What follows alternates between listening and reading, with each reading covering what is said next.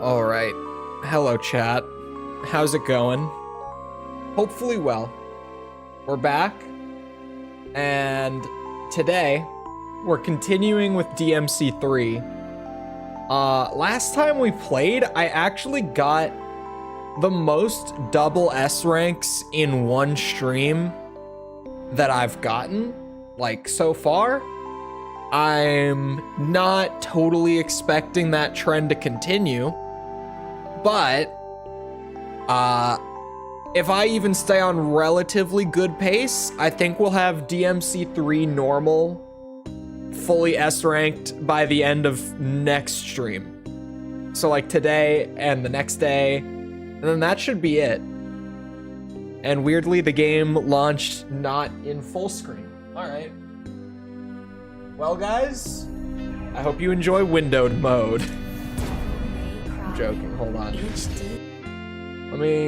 It's still, when it's in windowed mode, it still cuts the audio off when you click out of it. Amazing. Can we get you, there we go, much better. To do hard mode? Yeah, but I'm not gonna do it right after normal. There's going to be, sorry, I'm messing with my mic. There's gonna be some DMC2 action in between. Not to assume there will be 3 streams dedicated to Virgil 3. There won't be. There definitely won't be. That's a good looking rank chart. Also, if you've been here, there we go. For the last couple days, with these sparkling green tea energy drinks that I've been drinking on stream, they haven't been good. But I saved the flavor that I'm most likely to enjoy for last. And that is, in their words, sparkling watermelon crush. So,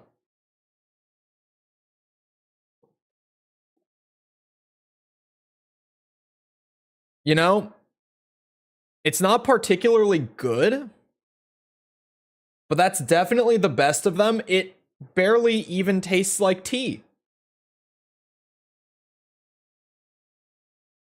It barely even tastes like tea, actually. Congrats on 10K. Oh. Well, we're I knew that. I knew that. I knew we were there. I keep track of my numbers. Of course. I knew that.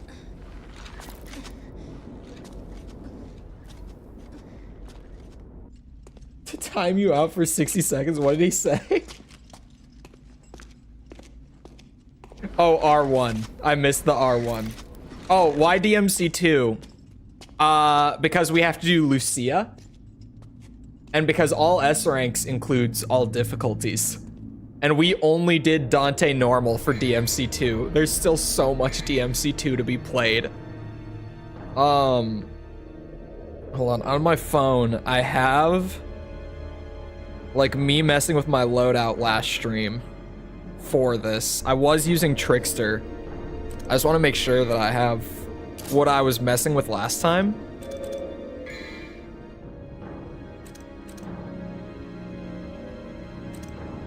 I wasn't using either of these. Did I change them? Alright, I might have just not saved afterwards or something. I was using Rebellion, Agni, and Rudra. Oh, I didn't save because, because I rage quit out because I literally got lost during the practice run and we were over time and I was like, nah, screw this. This level is stupid. So now I guess we just try to pathfind again.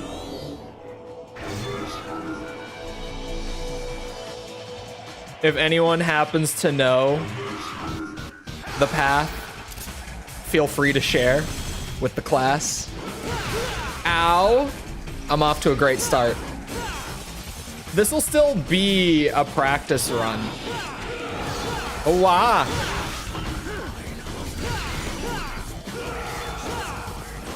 What a stupid enemy. Oh, you swing 3 times. We reset. It's okay. 10K dollar giveaway? No. No. Mm-mm. Best I can do is about tree fitty. That's the best I can do. A $3.50 giveaway. Patreon exclusive. Ah, bastard.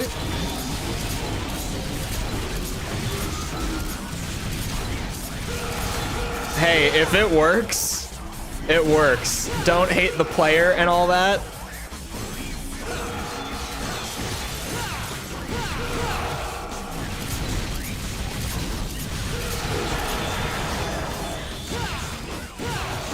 Oh, wait.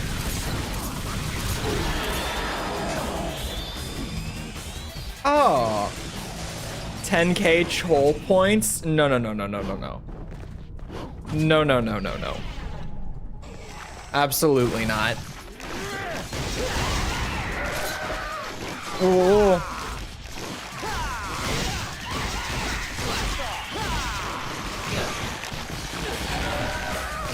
Thank God this works. Wrong weapon. Spiders are terrible. I forgot that this mission is just like the Devil May Cry equivalent of CBT. Which I guess some people like that.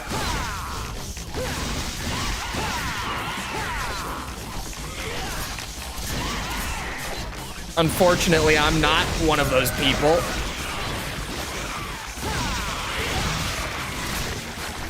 God damn it.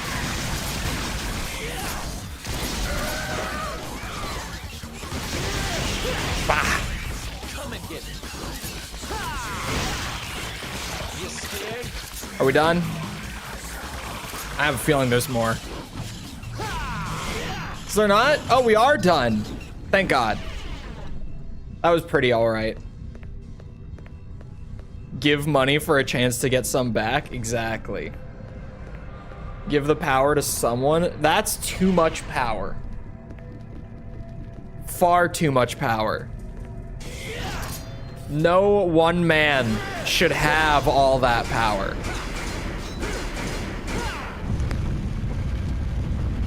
What is 222? 222. I'm trying to think. Ugh. As far as the route for this level, what I remember is when we start doing the color wheel thing here, basically I flip it once to get like the first fragment, and then I flip it again to get the next one, and then I flip it again for the next one. But then the question is, how the hell do I get back? That's the part where I got lost.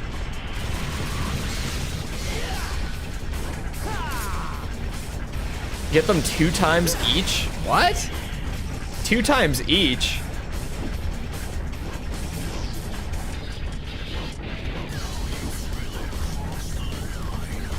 Uh-oh.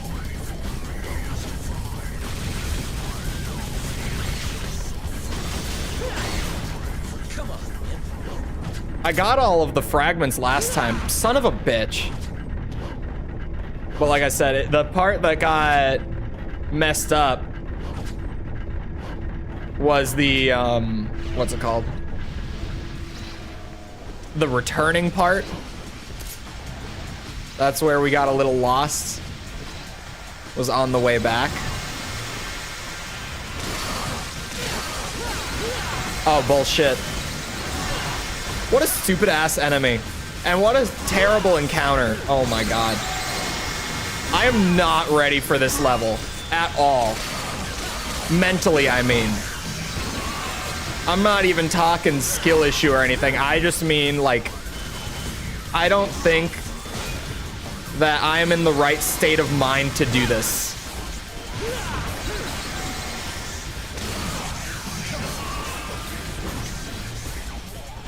I could probably just skip the Doolahans, right? Chances are there's enough enemies throughout the level for style and orbs. I could probably just try to skip this encounter, and that, if it's possible, would be a huge strategy to just not mess with these guys. God, the hiccups. It's like as soon as I start drinking something carbonated.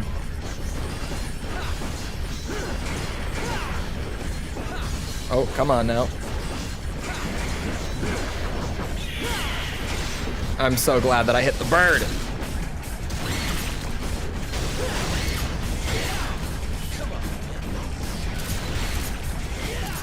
What? Dante, where are you going? That was a whole lot of nowhere on that stinger.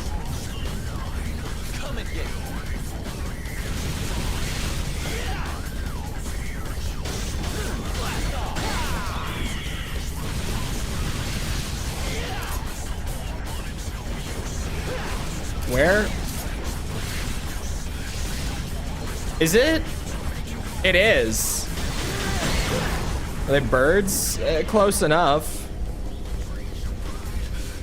There we go. Okay, these Doolahans, though, are on a set path. They don't have their AI active.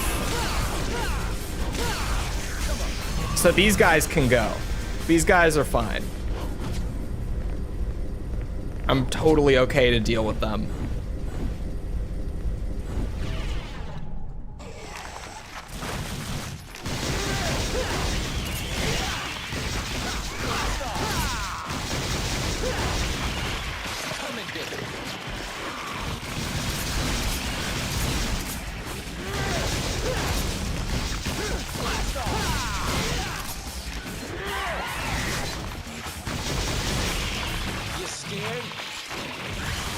Oh god. Oh god.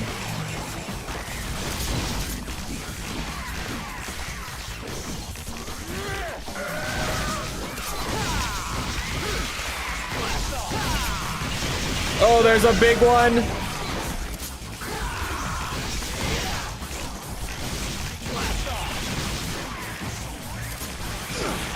What?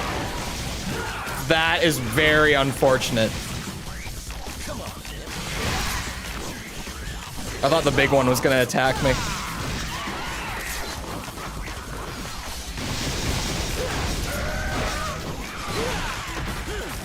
Whoa!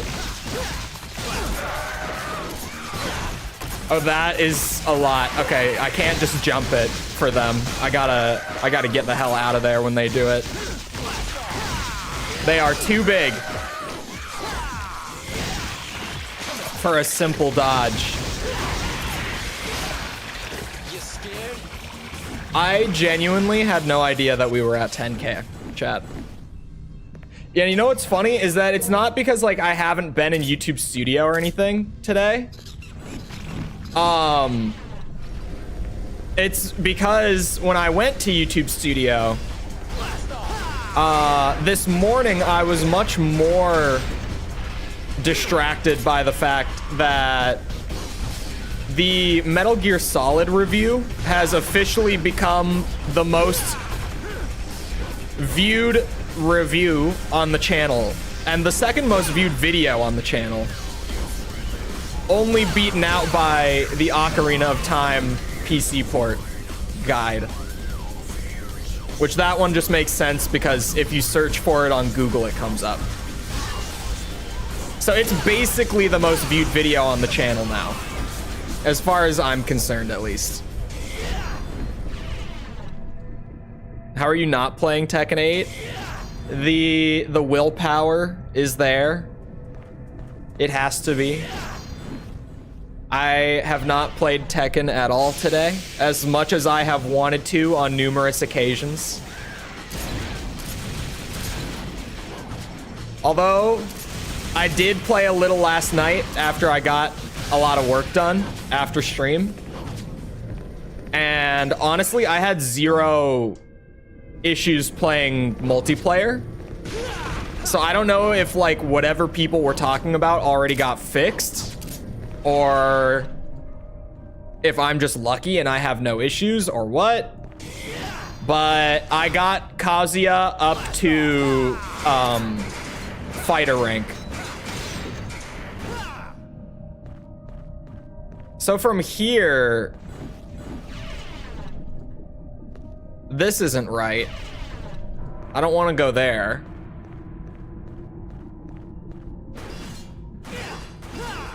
But the green one was down originally.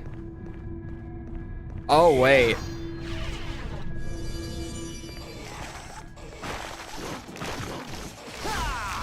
Oh, I think I understand where we are. I think if I hit the wheel, wait, no.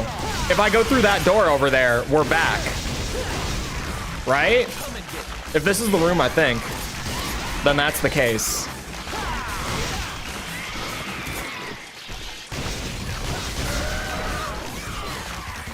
Please don't kill me.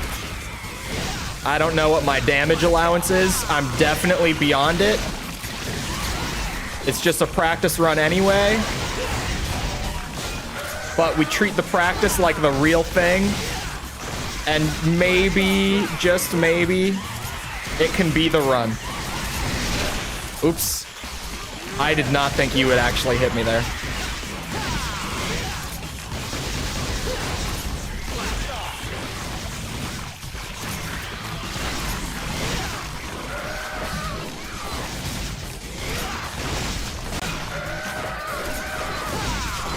Big spider coming in.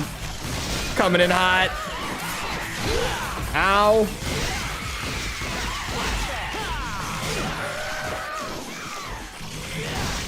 Spiders are bullshit. Oh, thanks, baby spider.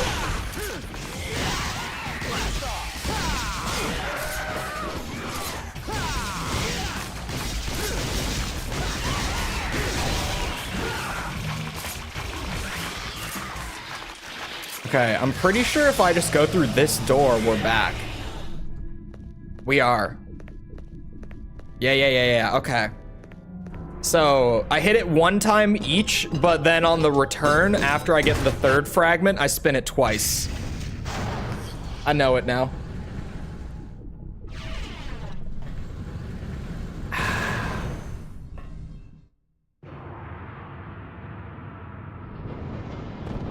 Spider mantis. Oh, they do kind of have mantis arms, don't they? Online appears to be fixed. I had no issues, but I did turn crossplay off. I'll take it. I had my crossplay turned on still, actually. We surrender. Enjoy to the lowest of the foul and rank. We submerge through darkness, rancid filth. Hour by hour, we move downward. Ever closer to hell, in a slow, steady gate. Now, let the world resonate. Sloth, gluttony, greed, envy, lust, wrath, and pride. He's yapping again. Chaos that tolls human desires. He's just saying a whole lot of nothing. Ignore him. The once sealed gate to the demonic world will open. destruction, carnage and despair. Let your instincts drive you. Entrap this world in fear. Pay no mind to the Sky Rift citizens. Then I will become the ultimate ruler of this wasteland, engulfed with pandemonium. To whom is he talking to? I don't know. That Sparta once imprisoned I mean, will be mine!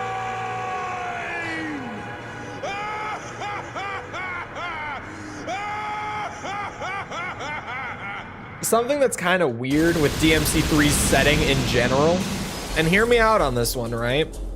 Hear me out. Listen. The city that we are in seems like it's meant to be populated, but at the same time, we only ever see it in ruin. Like, it's just, there's not a single person in the city other than, like, Dante, Lady, Virgil, and Arkham. That's it. There's 4 people in this city. It's a wasteland. And yet at the beginning of the game, Arkham just walks in and is like, "What's up, Dante?" And Dante's just hanging out there.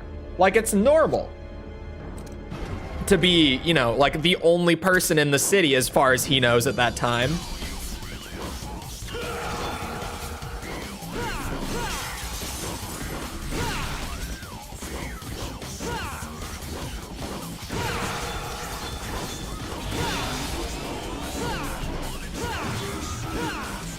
You watch the OG DMC anime? I have, not really. I was gonna say I haven't.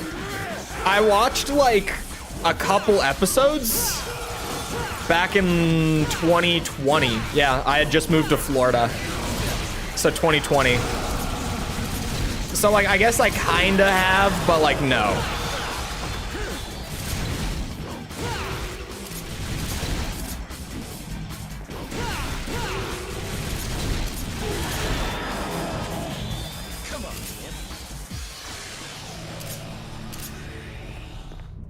DMC anime is boring. Yeah, I kind of just wasn't into it. It's not like it's even bad. It like boring is kind of the word. It's just not really much of anything goes on in it. Hold on, this is a solid. This mission might not even be so bad.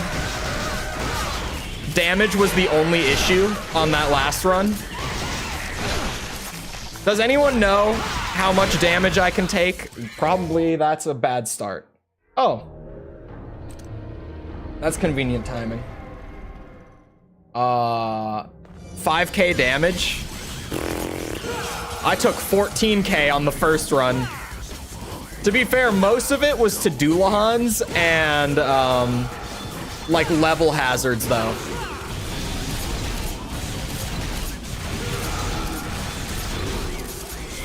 And these bastards.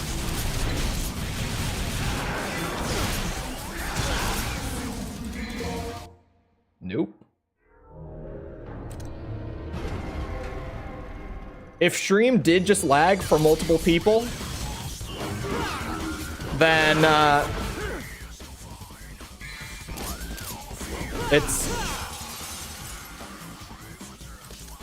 that's on YouTube's end. I want it to be known that that's on YouTube's end. I have 0 dropped or skipped frames. I have 0 on both.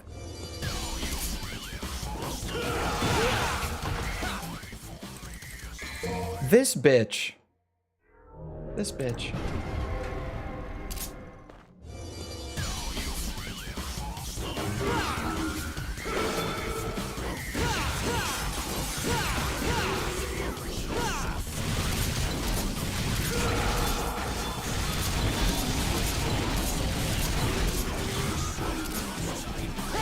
Shit.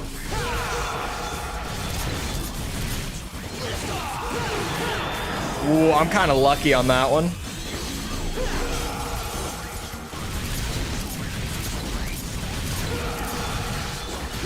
Oh, wow. Bullshit. I went straight through his legs.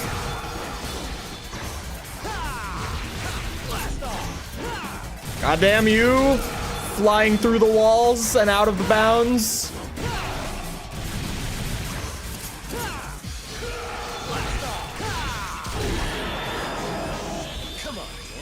Come on. If you want someone in a red coat with black and white guns, watch that. Oh, they Helsing. For a second, I was confused.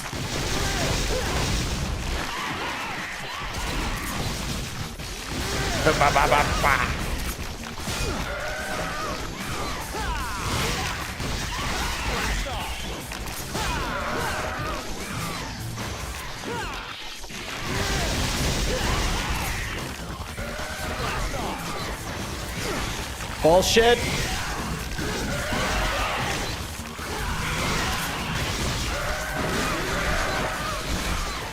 I just got hit. I don't even know for how much. I just got hit again.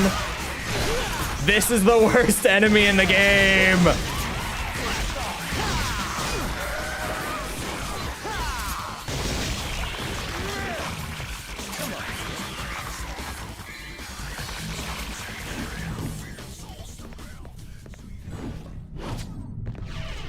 Worst in the game.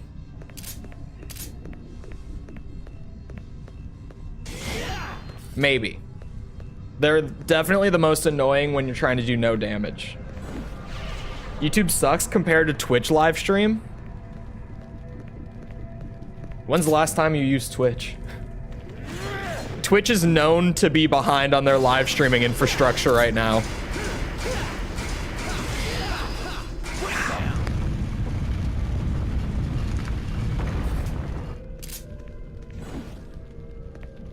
Because Twitch does a weird thing where they made a change, I don't know, maybe a year or two ago to try to prevent buffering from happening as much, which, by the way, said change still has not been pushed to the mobile version of Twitch. So if you watch Twitch on mobile, it'll still buffer like it used to, which is hilarious, even though it's been like 2 years. But they made a change where their, what's it called? Their encoding on the streams is like literally the lowest quality of all the streaming platforms right now. So Twitch, except for partners, they don't use it for partnered streamers. I guess because they want those streams to look better. I'm not really sure why, in all honesty, because even then it's kind of a stupid reason. But they have a lower rate video encoder that they started using intentionally for whatever reason. So Twitch streams are like noticeably blurry at the same resolution because Twitch just encodes them at a lower quality now.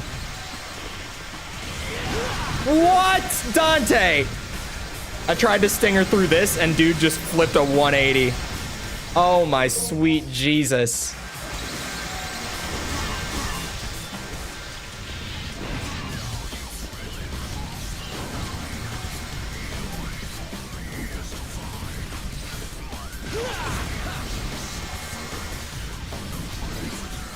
I thought it was the last one that goes like insanely slowly. I was wrong. I was wrong. Well, there we go.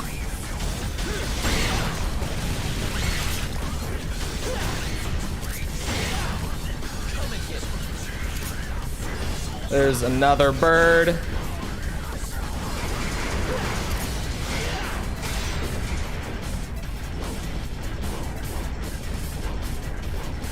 Oh, there we go.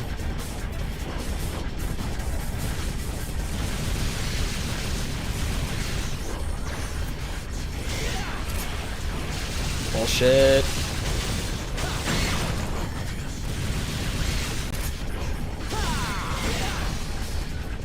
There we go. Being able to go back a bit while watching the stream. Yeah, the video scrolling is actually really nice, honestly. I'm kind of surprised that Twitch doesn't have that, but I know why Twitch doesn't probably want to implement it. Because the reason that YouTube has it is that YouTube encodes the VOD while the stream is still live. So literally, like Twitch, the reason that you can't rewind is because Twitch only encodes the VOD after the stream ends. Ooh. Or rather, not after. You can catch Twitch doing it if you're watching someone live, but it's noticeably, I think it's normally something like 10 minutes behind or some shit like that. And even then, there's no, like, you know, just built-in scroll bar. Twitch is really low on ads. Is this like a Twitch is this like a Twitch agent? This is like, this is a psyop. It has to be. It has to be. There's no way in hell. There's no way. I'm convinced.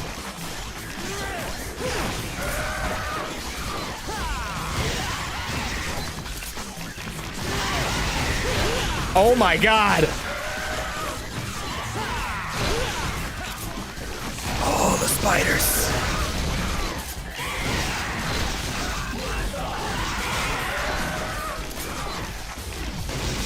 No. Twitch literally one of the things that people complain the most about with Twitch, like across the board, is how insane their ads are.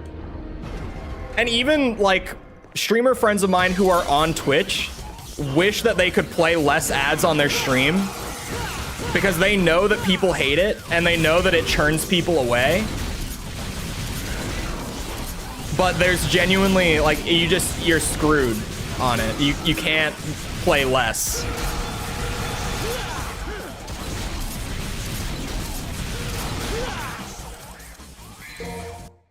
Jesus Christ. Okay, maybe this mission is bad.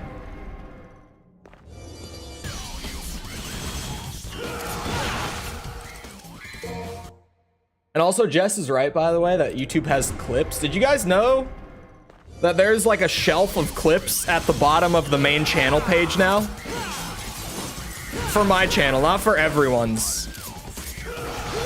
Oops. But there's like a top clips shelf on the main channel page that YouTube recently added. Because it used to be, like, clips have always been there, but they've been hard to view, like, on a public end. Whoa. But now you can just go to the main channel page and, like, down under all the videos and stuff, you can just see, like, all the top clips from the channel.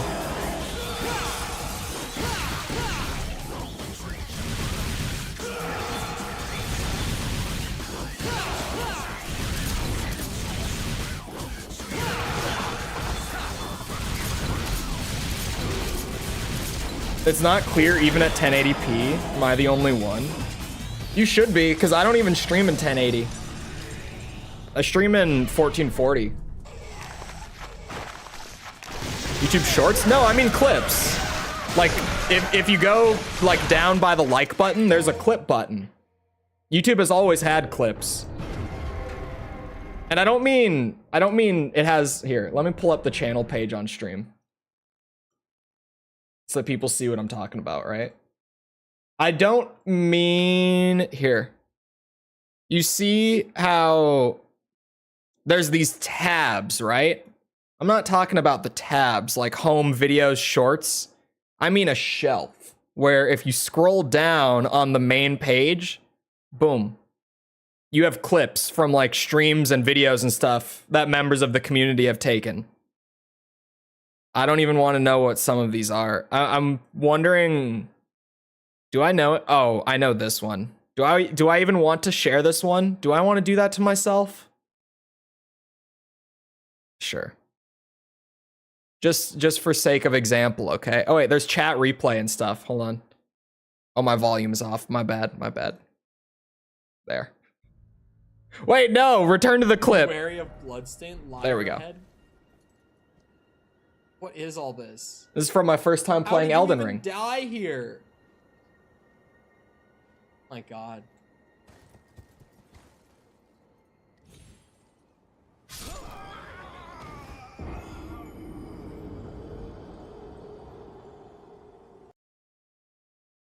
So yeah, there's a clip shelf down here where you can see all the clips. There are some good ones in there. Surprisingly, a solid amount of them taken from videos. I feel like the comedy from the streams massively outweighs that from the videos, but the numbers don't lie.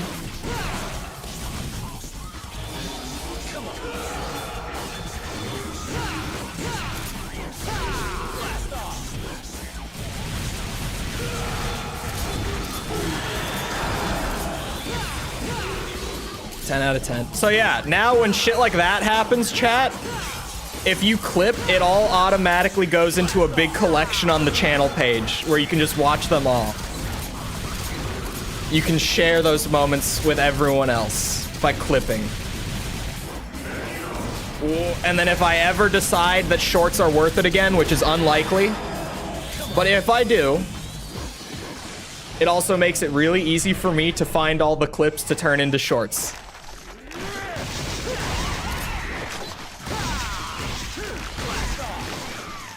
But I'm pretty sure that I'm just like entirely done with shorts at this point.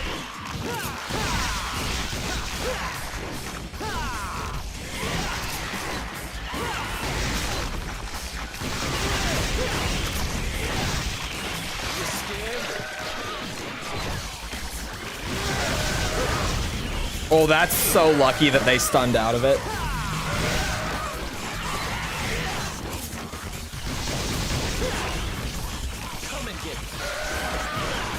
What even just hit me? Oh, it was one of the babies that was stuck to me. It popped. You scared? You scared?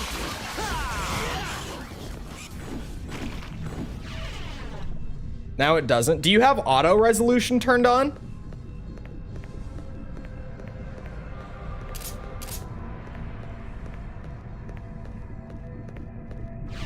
Just keep her going.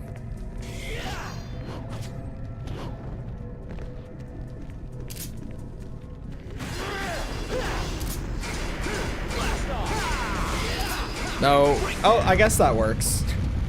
I was like, Dante, not a million stabs here, but it kind of worked out, actually. How much damage have I taken? Hopefully I'm chilling on the damage. I don't feel like I've gotten hit. Like, I definitely took a hit or two.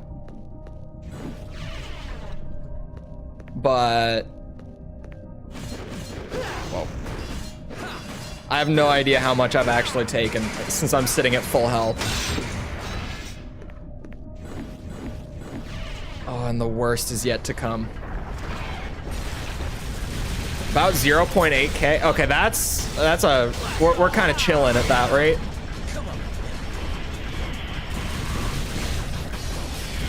If I could just roughly, you know, keep it below 1,000 damage per area, we will be chilling. Maybe it would help if I stopped multiplying the gargoyles.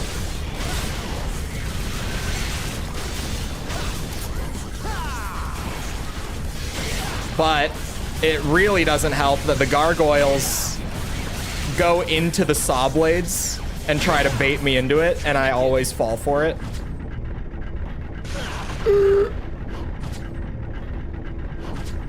That's fine. That's fine. Okay. I need to remember no stinger in here. Because Dante will do whatever Dante wants to do. And by that, I mean that Dante's going to fly straight into one of these swinging blades.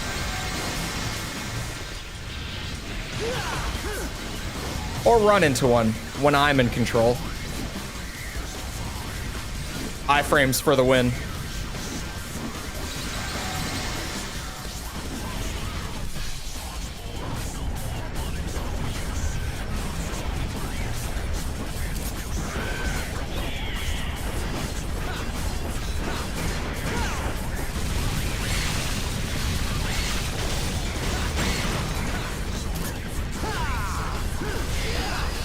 No. Not million stabs, Dante. Please.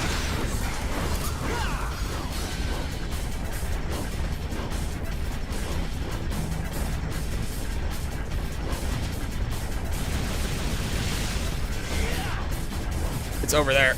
Oh, wait. There's two. I thought we only had one left.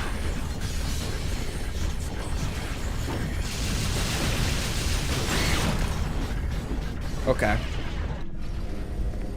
Oh, there we go.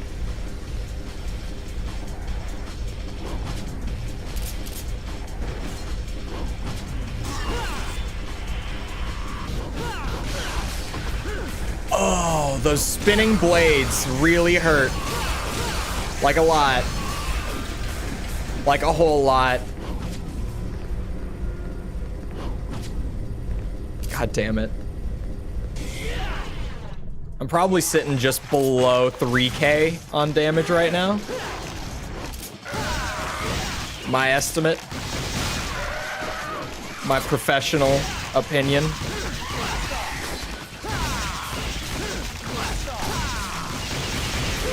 Assuming the original estimate from Silver is accurate, that is.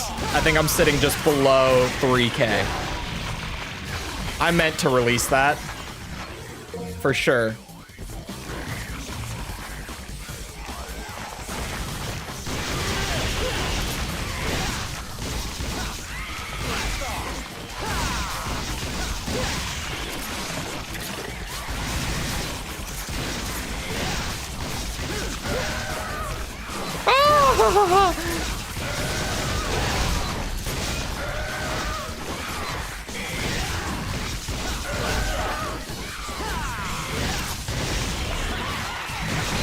Shit, that hurts.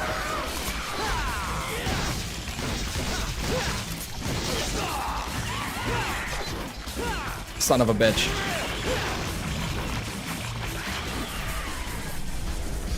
I now think we're just under 4K.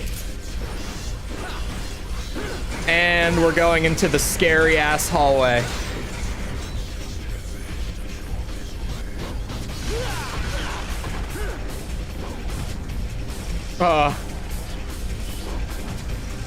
That's not good. To put it into layman's terms, not good. This level. Diagonals? Oh. That makes sense, actually. That diagonals are good. Now that you say that, you're suddenly making a whole lot of sense to me. I think I might be fine, but I'm probably right on the edge of it. And even then, I might not be fine at all. For damage, I mean.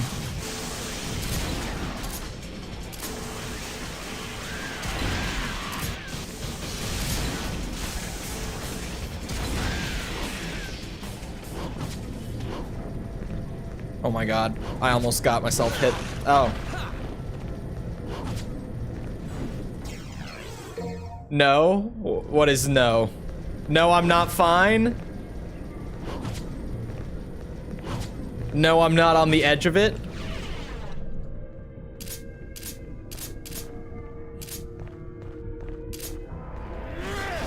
If I can do... There's one more fight for this level.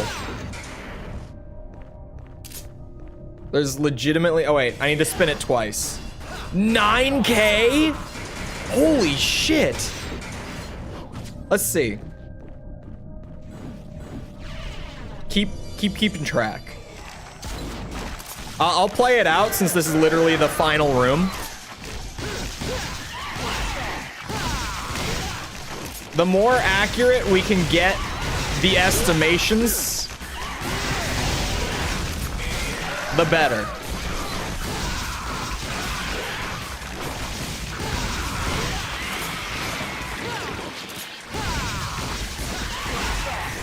Because I know that people have said it's like about 1K per segment of the health bar, but it's definitely a little less than that. Because I was trying to keep track by that rule, and what I noticed over time is just that that's a little off. It's more like maybe 900 or 800 per segment.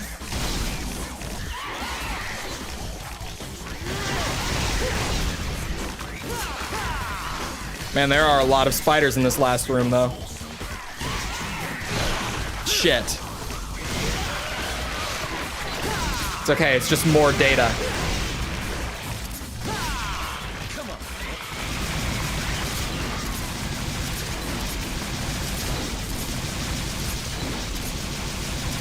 The grip that I have on this controller right now.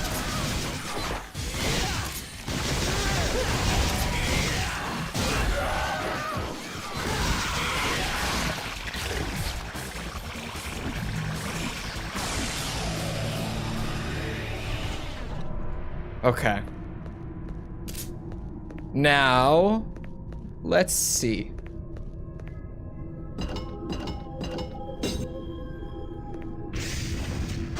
$10K total.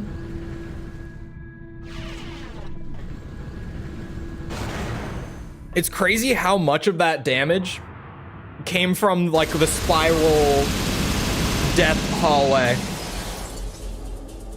The death slicers, I'll call them that. Oh wow, 10K total is pretty spot on, actually. You know what? I now will trust these estimations.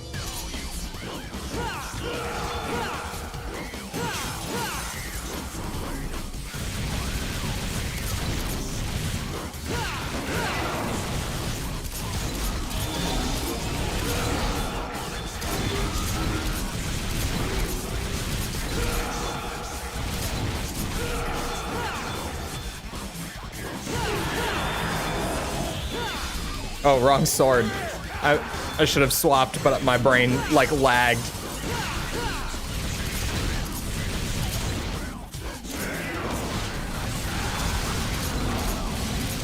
This is what Spiral is really for. Oh, bullshit. Get over here. What a bitch!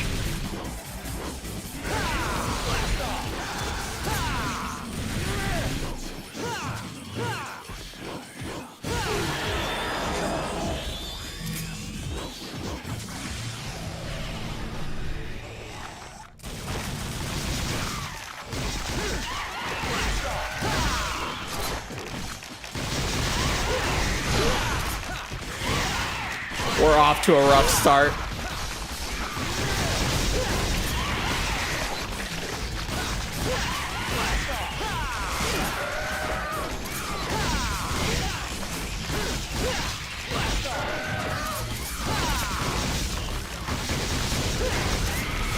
Did the big spider really flip a 180 to do that lunge attack at me? That's crazy.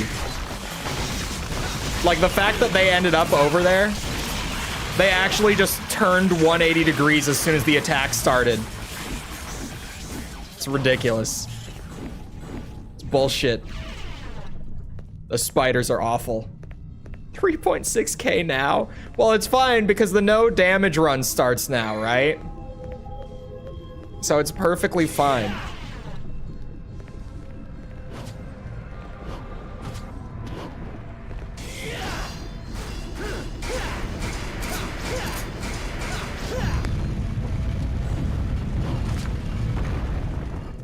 They have live babies inside them instead of laying eggs. That's how actual spiders are, yeah.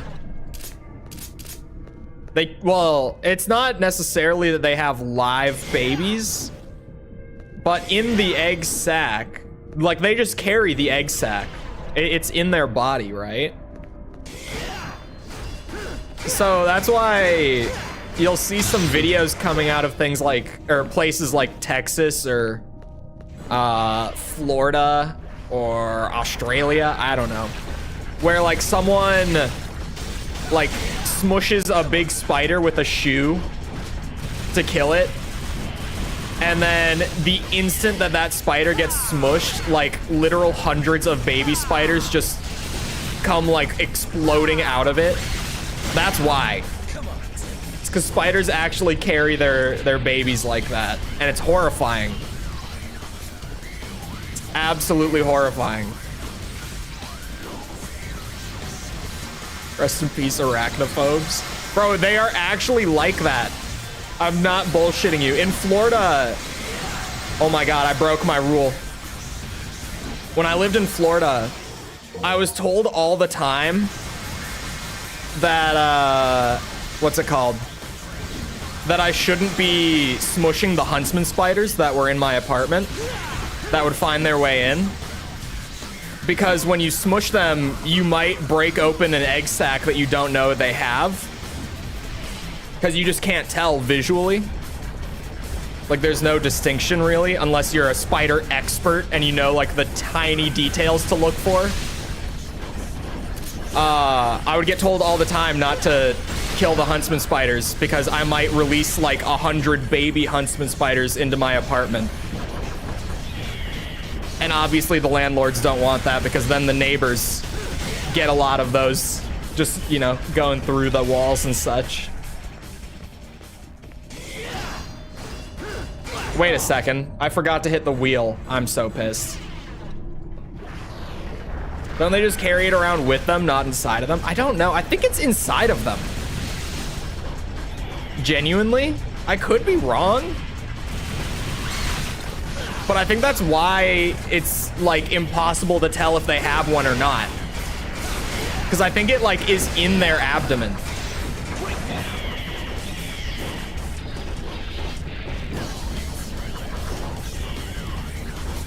Spiders are freaky.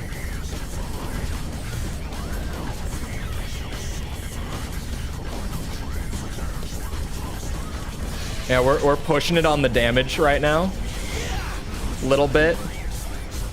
And this is the hallway where I take all the damage.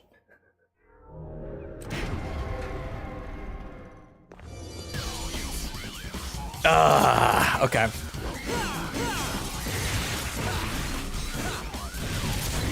Fallen angel time before spider time. For making me Google spiders. We have to know. The people deserve to know.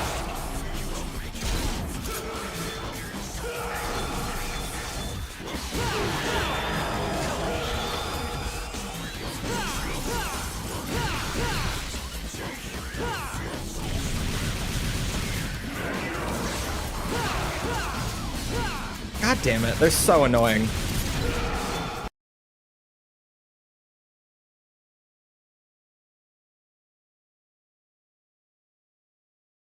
We just, you know, little crash to desktop, that's all. Just a small crash to desktop. That's all it is. Don't worry. Just a little crash. DMC2 moment. I don't know why 2 and 3 both crash and DMC1 doesn't. Well, 2 crashes whenever I like alt tab. It doesn't just hard crash during gameplay. 3 will just every once in a while hard crash during gameplay for no discernible reason. Oh, I don't have my loadout. And 1 will just be perfect all the time. 1 is chillin', no problems.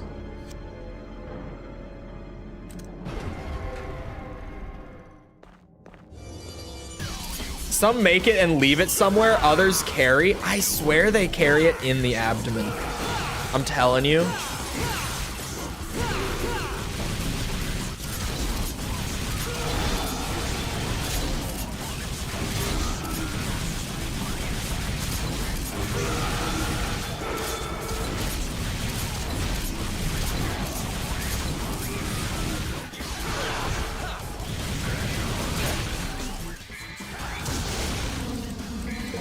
You know, you guys, I'm gonna say, oh my god, I'm gonna say DMC3 is not the best Devil May Cry game.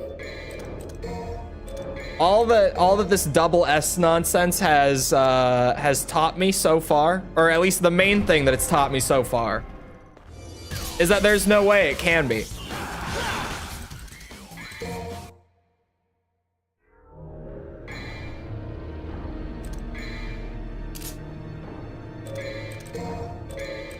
Can't be.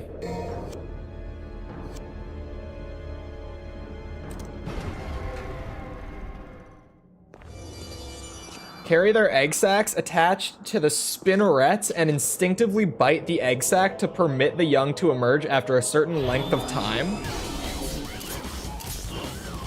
Attached to the spinnerets. So just attached to their bum. But wouldn't you be able to see it then? The math isn't adding up on this one, I swear. Something's off.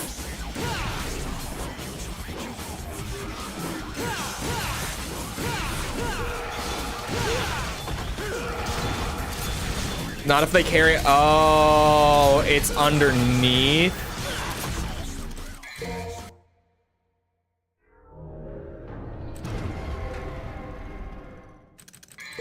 How was I resetting before with the right loadout when I never even dropped a save? Because I keep thinking that it's fine if I just change it once and then restart. But apparently not. I have no idea how I was doing it before. Because I was just using the restart mission button in the pause menu like that. And I didn't have to mess with my loadout every time.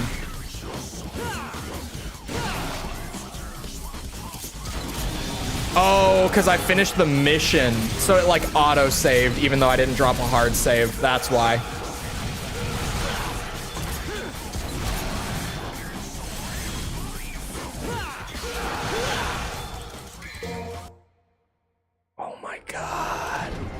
Yeah, like a checkpoint. That makes sense.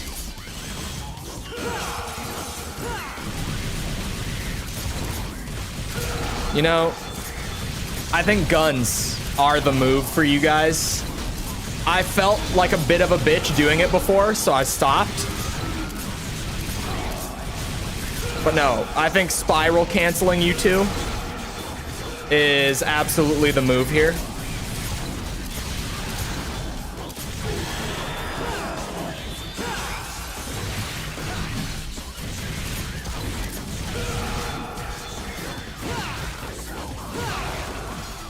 Sweet Jesus.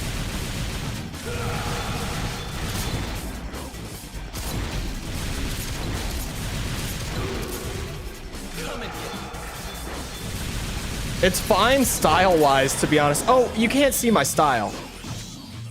Son of a bitch. Don't crash on me now. I forgot. This is a mid-camera game. Not a top camera game. You gotta be able to see the style rating. My bad. Spend this whole time.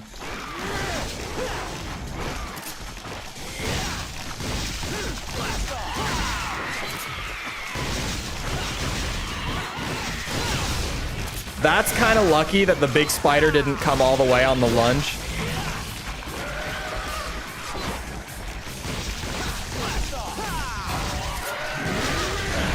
Yeah, that's a hit. Low damage, though. Why did I take so little damage?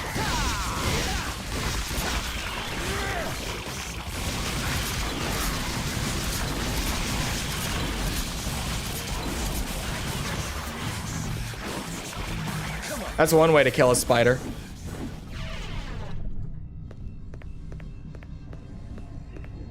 Or it's exposed, or underneath where it's safe to a degree.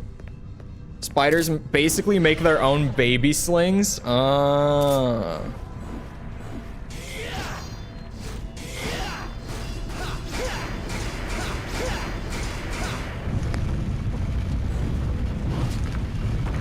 are the style. I am the style rating. Oh. I'm running along walls.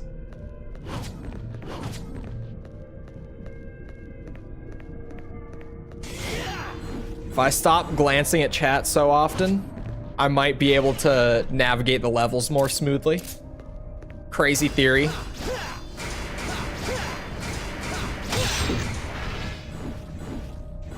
Don't put your baby in a slingshot. It's not recommended. It's not. No baby slingshots.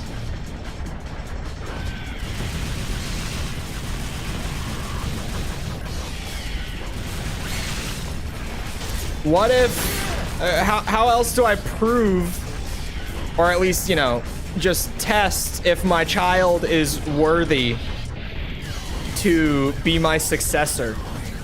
If not baby slingshot or throwing my toddler off of a cliff.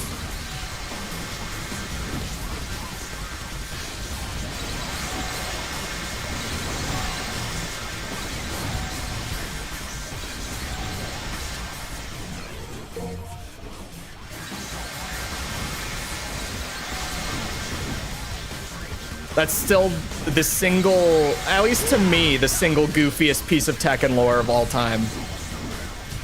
Just when you say out loud that Heihachi threw his 5-year-old off the cliff to determine if he was worthy to be his son, to be his successor. He's like, yeah, if he lives, he's my successor. If he dies, he was never worthy anyway. He never deserved it to begin with. That is easily my favorite single piece of Tekken lore because it's so crazy of him. That gear can oh my god. Never in my life have I seen that gear deal damage until I just get knocked into it randomly. What are the chances of that?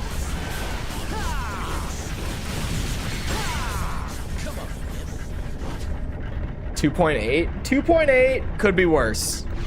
Could be worse.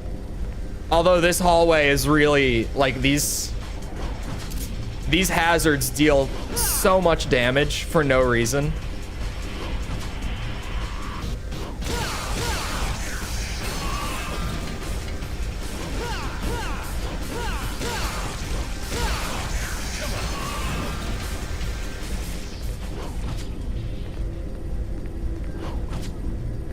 Okay. We got through once.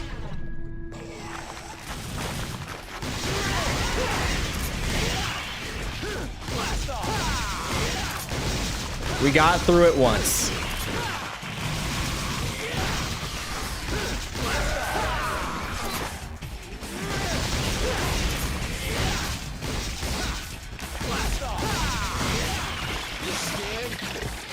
Was that the sound of an egg sack? It absolutely was.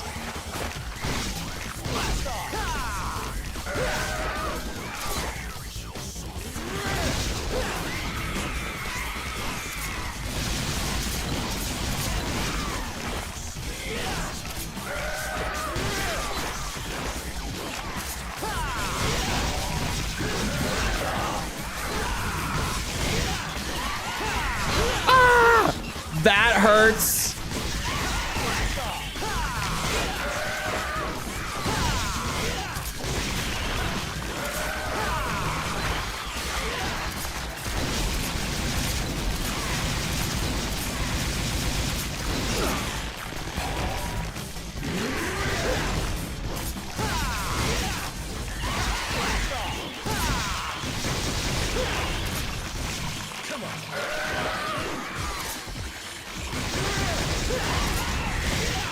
Oh, thank God. Did I grab the fragment? I did not.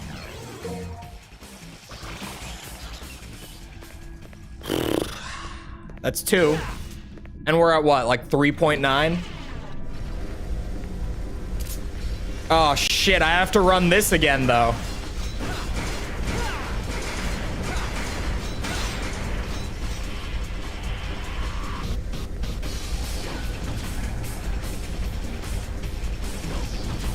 Running it in reverse makes it so much worse.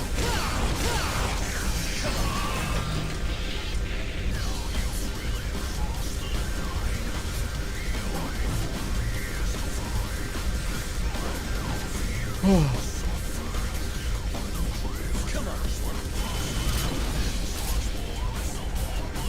4K? Okay. You know, at 4K, we're not looking too bad. We're really not looking too bad.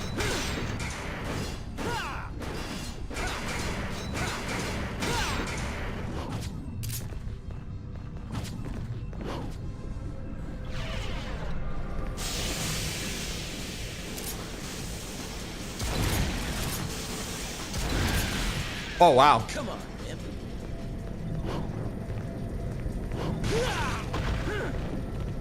Make that like 4.8. Something like that. Jesus Christ. That was just kind of lucky. That was a little too fast. The nerves got to me. All right, one more room of spiders.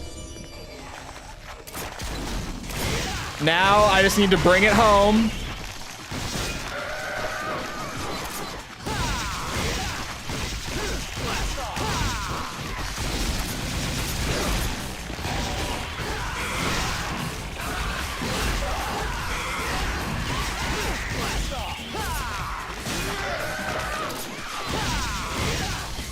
Come and get me.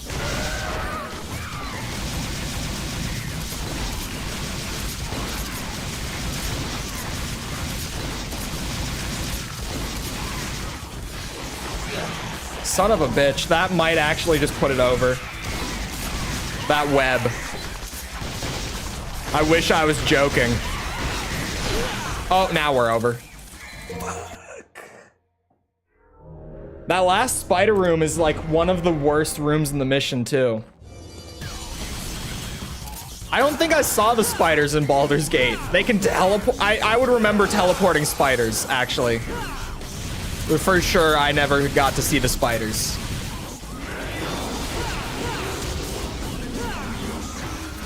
That's definitely something that would stand out.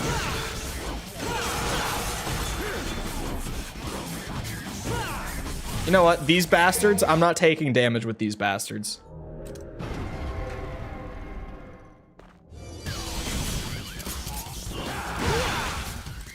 Because, like, that is almost 1,000 damage just for that hit.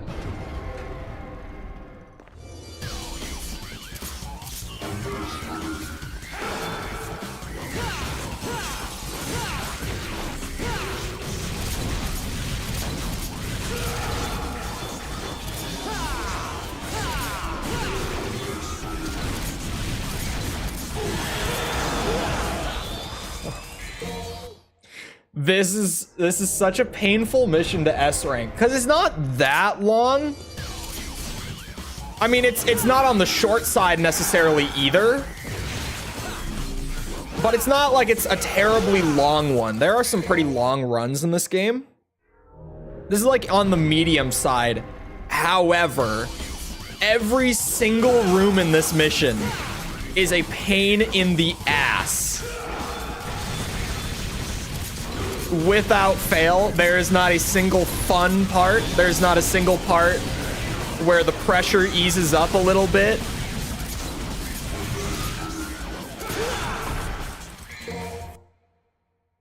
It's just pain. Beginning to end. Nothing but pain.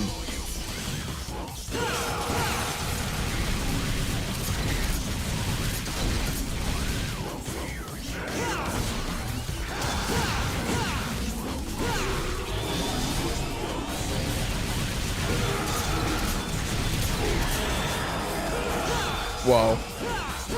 What the?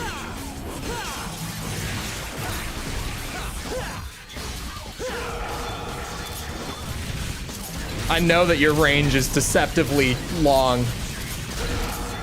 I'm not messing with it. Devil will cry. I'm not taking damage to the Fallen at the beginning of the mission because the rest of the mission is so bad. I'm genuinely, if I take a hit during this encounter, we reset. It's way shorter to reset for a hit taken here than a hit taken at the final room. Long term, we save a lot of time this way on such a painful mission.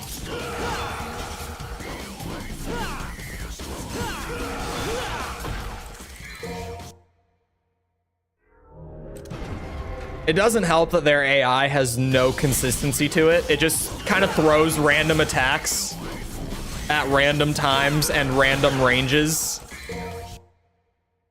It does whatever it wants. Like there's nothing to learn with these guys.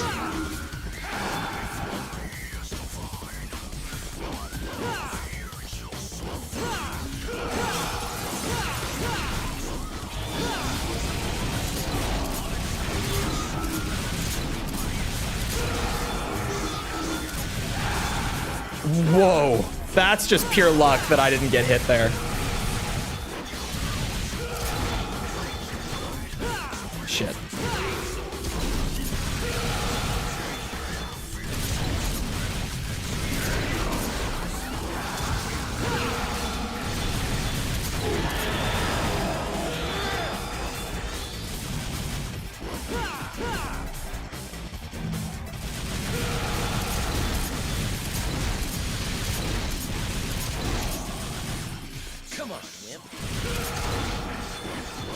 I'm so glad that I ducked out of there when I did.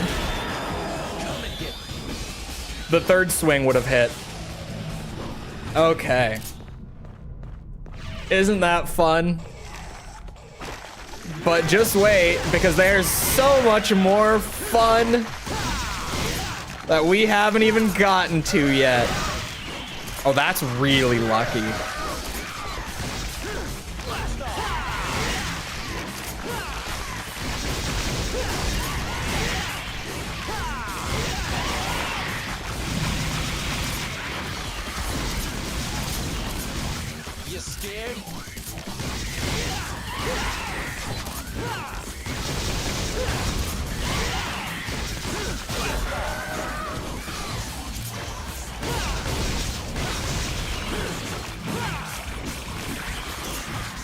Okay. So far, 0. Very good start. Very good. Now, we just do it for another, like, 7 minutes or so. You know, just another 7 minutes of 0 damage, and we get the rank. It's just that easy, chat. It's really just that easy.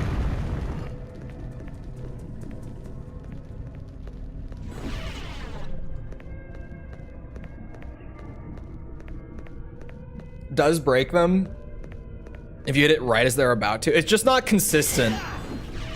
Like, I could reset for like 2 hours trying to learn that, but because the timing is so short, I'm not hinging my bets on it.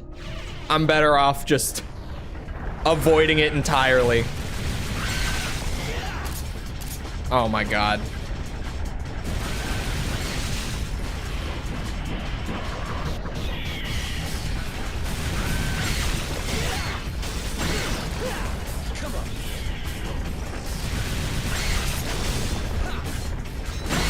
Camera angle. Shit.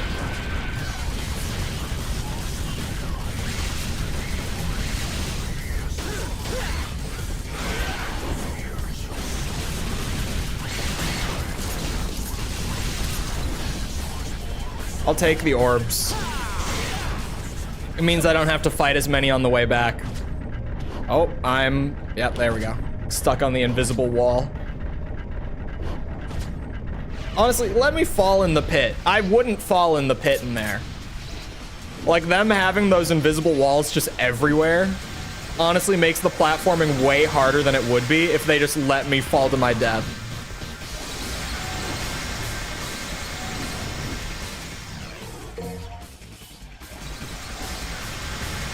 As always, in the hazard rooms, the return trip is the more dangerous one. Because camera angles. Oh boy, you are right on my shit.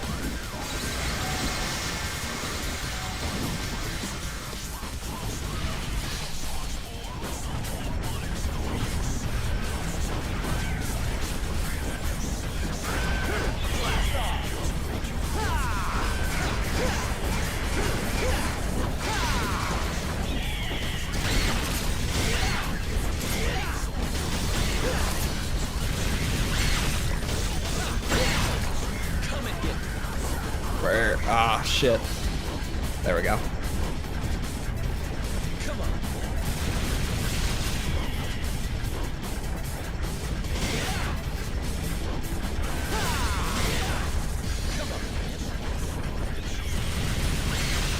There. Just freeze him and dip. So far, still 0.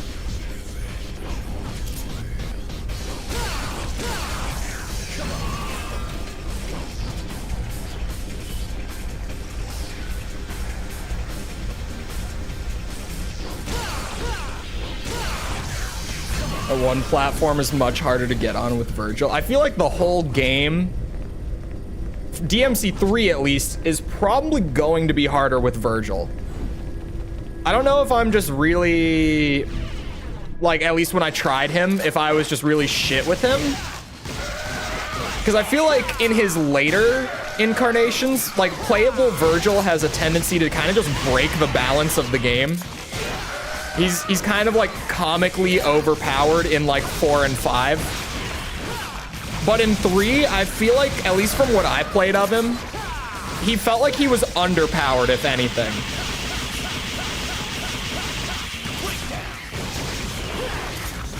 You scared? Nice for watching, awful for playing. It depends on the game. Like if it's something slow-paced, like Resident Evil, like old school Resident Evil, or like Metal Gear Solid, it can work great in those games. By the time that we get to like DMC3, because it's fine in DMC1, it's not great, but it's serviceable. By the time we get to 3, we are officially at the point of like, okay, we should not be using camera angles anymore.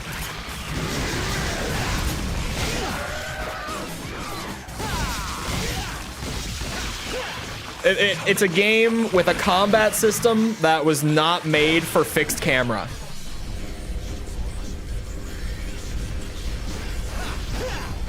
The fixed camera was just carried over from 1 and 2 because, like, that's what Devil May Cry is. But at this point, we have officially hit the point where they should have probably dropped fixed camera. And by probably, I mean, this game definitely shouldn't have had fixed camera. Even if it was like what 4 does, where some rooms have it, some rooms don't. That would have worked a lot better than just having it everywhere still. As long as it doesn't change. Yeah, the problem is that it changes. Or, it's not always even just if it doesn't change. With the hazard rooms going backwards, like when you have to go back through those hallways, which you always do. Every single hazard room has a return trip. And when you go backwards and you can't see forward to where you're going, that's also just not fun. Ugh.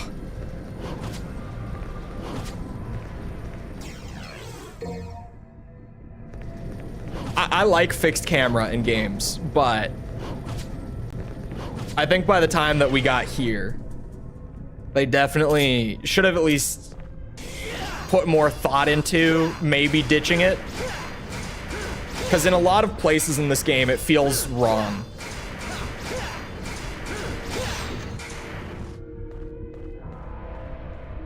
Okay. I have one more spider room, and I think I've taken like 2K.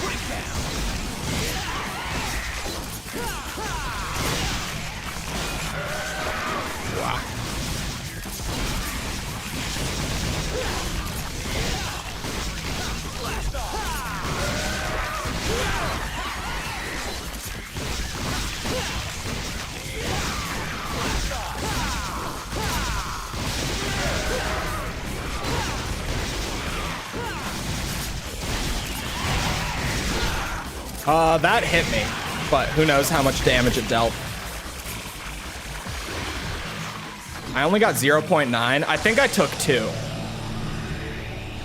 But maybe I'm just way overestimating. I now feel like I took maybe 4, but I definitely think that that was the run. 2K now? Really? Maybe I am just overestimating. Oops. I think that was like 4, or maybe just under 4.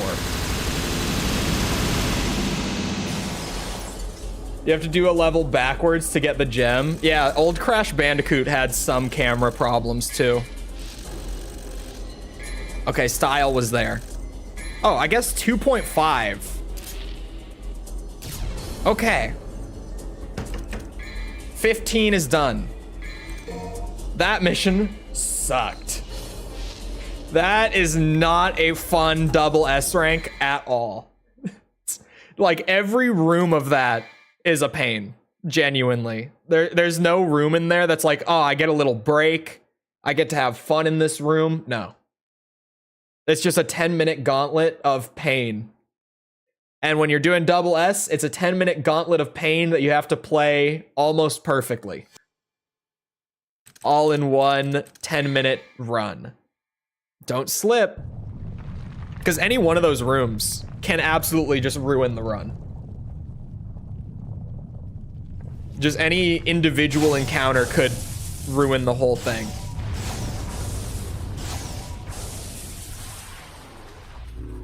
I haven't even played past 15 on this save file at all. So the practice runs are now just also the first runs for the save file. This is what I'm talking about. This is what I'm talking about too. You see that? You see that, chat? Fun enemies. Those. Fun. I don't know what we're getting into, but I know we're getting into endgame territory. So I'm gonna go with this version of what I consider bread and butter. Agni and Rudra is a good all-around. Beowulf, big damage. Trickster, just really convenient to have. Do I go this way? The practice run starts now. 16 minutes. Okay, maybe I want Navon. Oh, there's one behind me too. Oh yeah, I might want Navon for this level.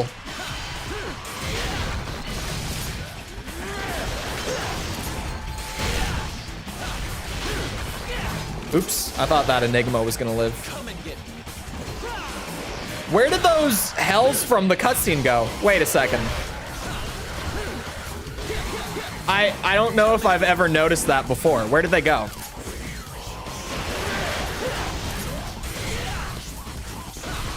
You scared?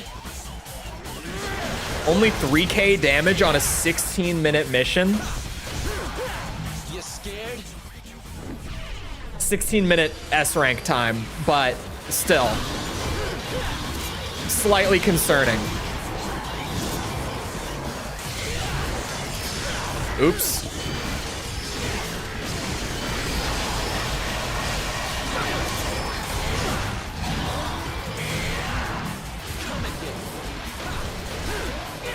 Oh, what? What? Okay. We're looking over there now.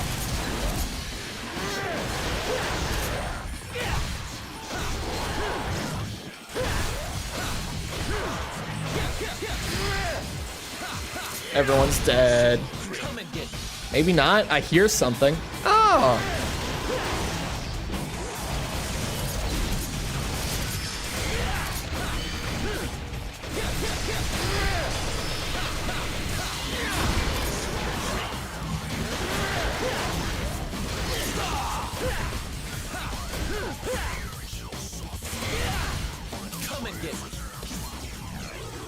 Oh, it's just a devil star? Did I go the wrong way? I didn't get a key item, did I? Did I go the wrong way? Do I not even have to go down here?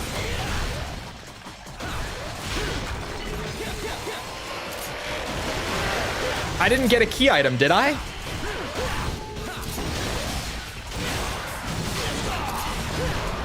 You scared?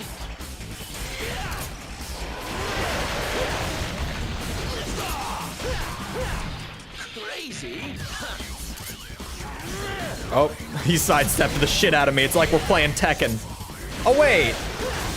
Are you supposed to go through the hole in the wall? Yeah. Okay, I'm supposed to come in here. Okay, so I went to the right hallway off the bat, but I'm supposed to go down, not up. Cheeky camera angle pointing you in the wrong direction.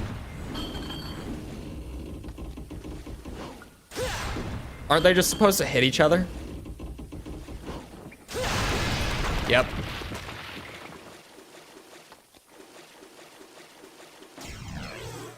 Onyx Moon Shard. Where the hell does this go? And oh, sweet Jesus.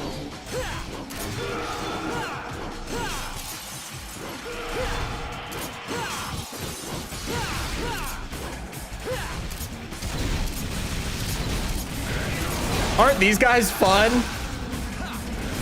We love the Fallen.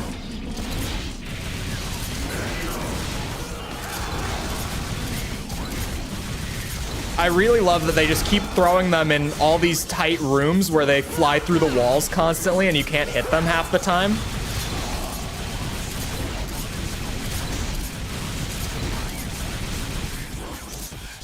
That is, if you play them melee, they would be dipping into the walls more. But we can just gun cancel them to death. That works. I now know that that works and is a completely viable strat.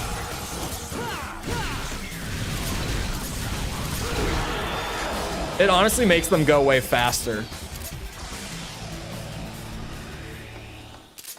All right, we leave. Oh my God, you guys are all back. Wowza. Where do I take this fancy looking moon shard? Ow. Do I take it up this way?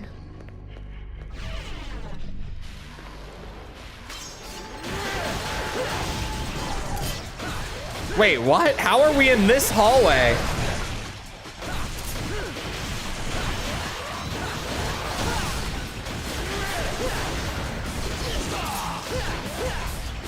You know what I've never considered before? I wonder if they pretty much just reuse a bunch of rooms from earlier in the game, but like out of order. Because of like crunch or just, you know, not enough budget or I don't know.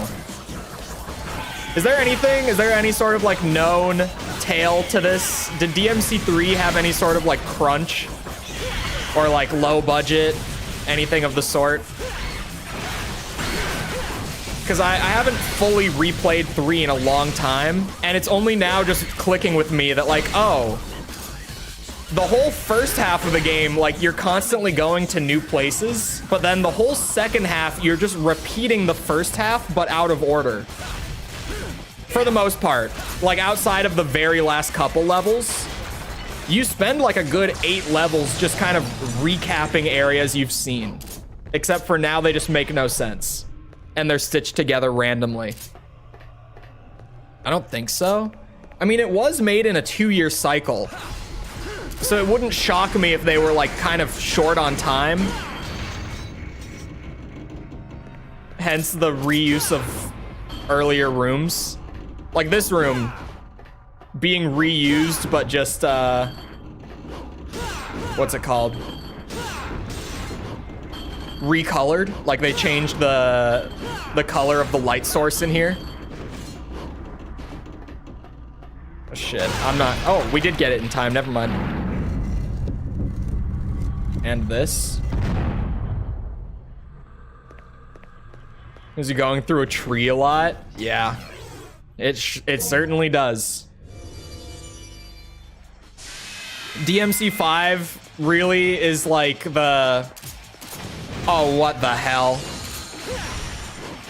The gaming equivalent for me of you're lucky you're cute. But I guess DMC3 is probably most of the DMC fandom's equivalent of that. Because I don't think I've ever heard people, like, complain about the reused rooms before. It bothers me. It annoys the shit out of me. like just replaying it, but now there's like no logic to how they all string together anymore. It could be intentional. If it's intentional, then I just think it's shit. I would like to give them the benefit of the doubt on it being like circumstantial instead.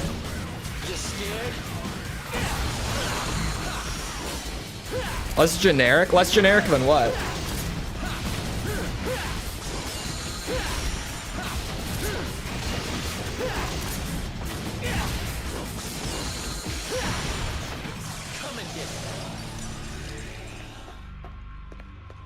You can tell this is a room you've visited before with the tree. How can you tell?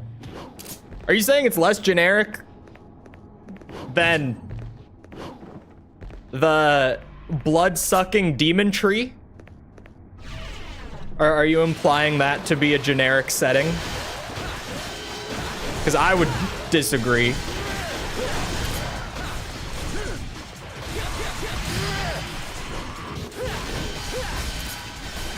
Holy shit, it's one of these enigmas on crack.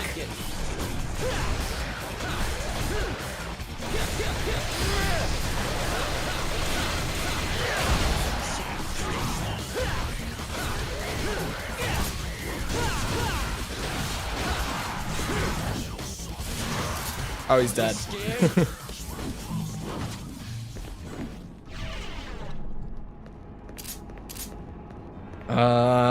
Where the hell do we go? Oh, the pieces go here.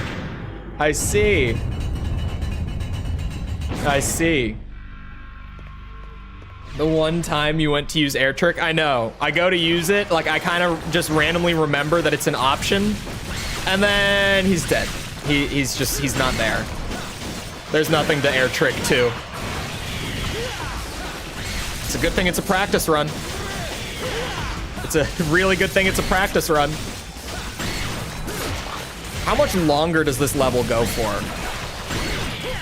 We're feeling pretty on the long side here.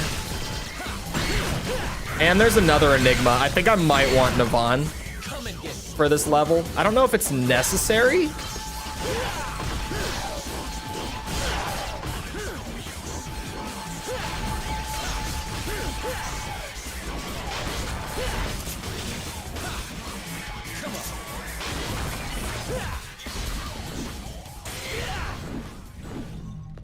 It might be necessary.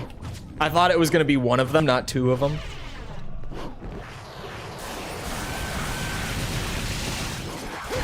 Oh. Ah! Jesus Christ.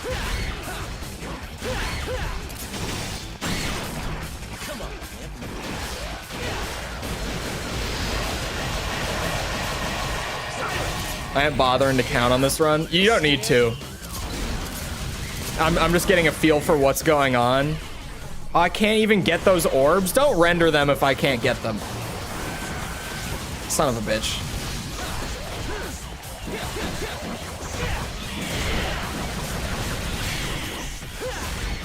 The question of where do I go is a very good question in the later half of DMC3. Whoa.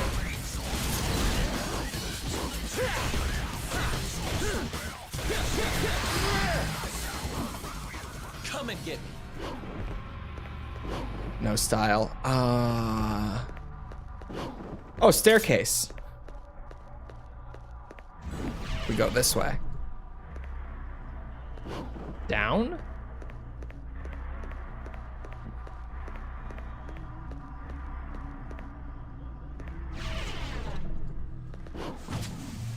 Oh shit, what's it gonna spawn in here? Oh, good lord above.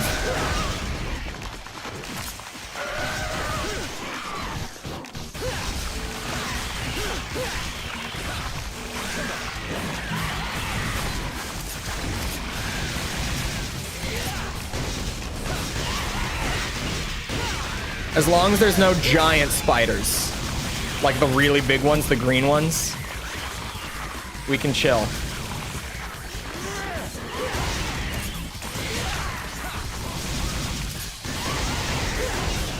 Thank God.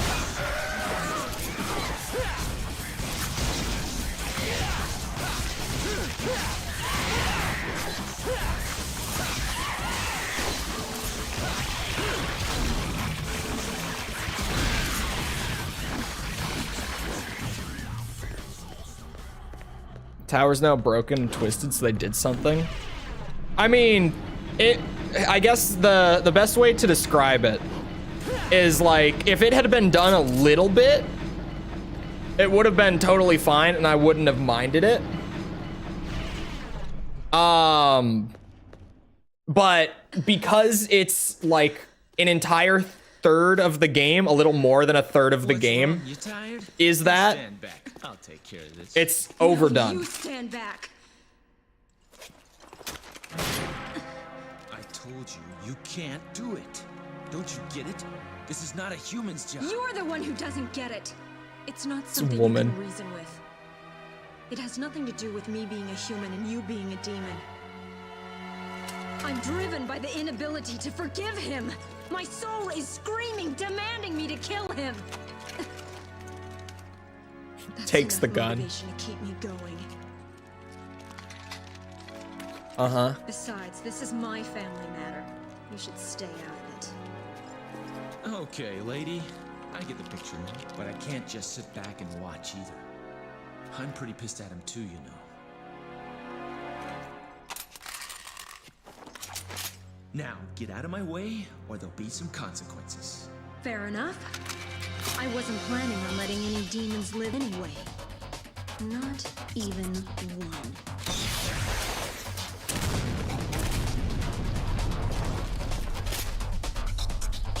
This fight shouldn't be too bad from my memory. I remember her being like maybe the easiest boss in the game. Oh, chip damage, sweet. Bullet chip damage. Oh no. Okay. Oh, you do what? Oh, that's crazy. All right.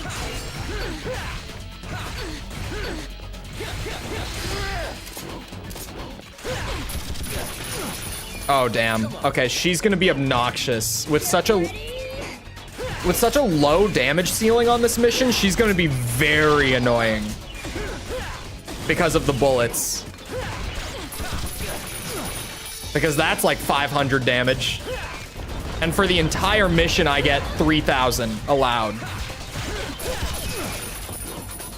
So I can't hit her while she's ziplining away. I can't hit her off of a launch. Oh, good God.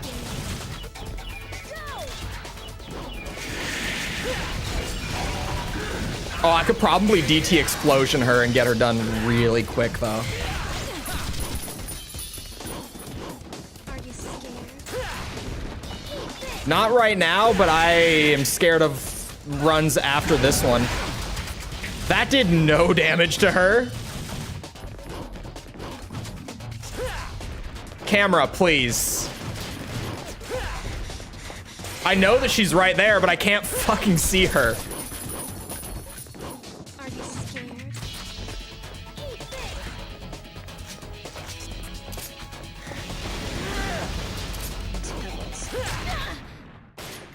Okay, how much damage was that run? I need to know how much of an improvement is required from what I just did.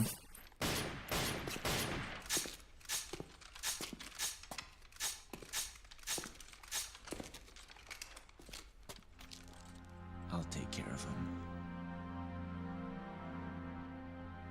I'm gonna kill your dad.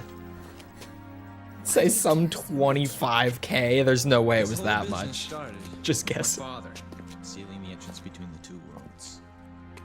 And now, my brother's trying to break that spell and turn everything into Demonville. This is my family matter too.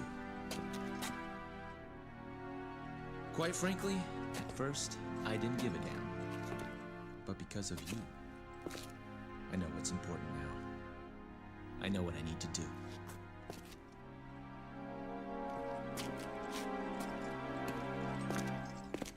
Wait. What? Trust me, I'll make things right for you. That's what my soul is telling me to do. Use this. How much is it gonna cost me? You can give me your name. Dante.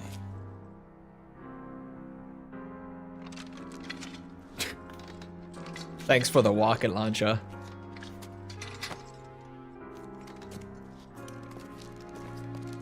Dante. Please.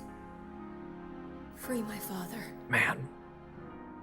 Watermelon flavored tea is really weird. Lady. Thank God it's not as bad as the other ones that I tried recently, but it's weird. Every time I take a sip, like at first, when it first hits the tongue, it's kind of just like that artificial watermelon flavor. But then after you like swallow it and it kind of lingers a little bit, it's like green tea. It's strange. A gun with lady's mother's name etched into the handle has various uses. That it does. Where do I have to run? Is there another combat encounter after her? There's not, right?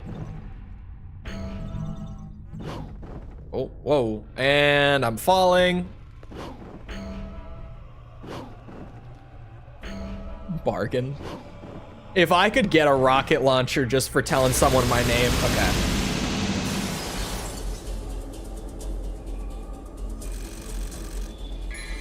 Wow, okay. So time, not a problem whatsoever. Oh boy. Oh boy. I see where the improvement needs to be made. I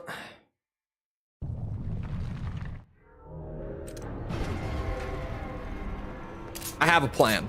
I'm gonna run the same loadout early on. But here, just let me act out the plan. I will show you the plan by doing it. And of course, I'm gonna take no damage along the way, because that would mean I'm not a real gamer. Real gamers don't take damage. Everyone knows it. Beautiful lineup. Because I'm so gamer. So heavily gamer. Oh, I forgot about you bastards, actually.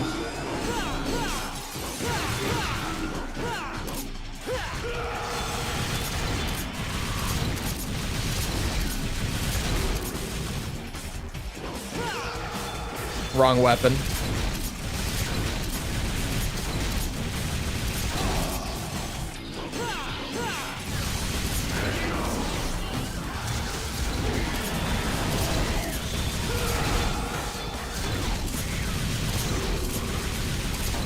Wait, is the other one not dead? Oh no, the other one seems to be dead. As far as I can tell, I think the other one is dead.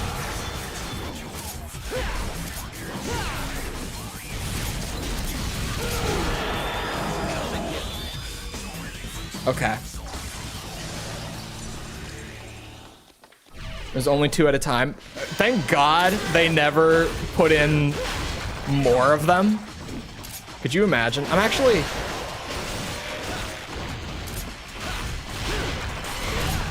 Let me...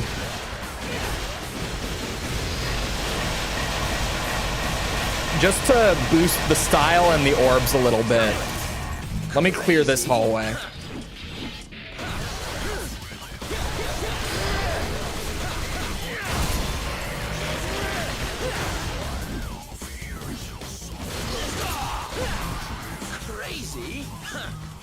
Okay. Now, here's the big part of the plan, right? Here's where things get extra wacky. Little wild of me, but I'm experimenting. No, not style, my bad. Trying to think. I'm gonna swap to Navon. And that's it. That's the only swap.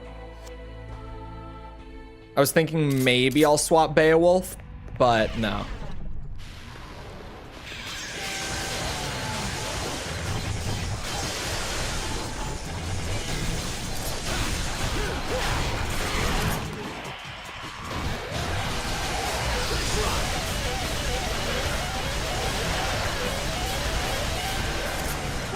Because Navan is the greatest DMC3 weapon. We all know this to be true.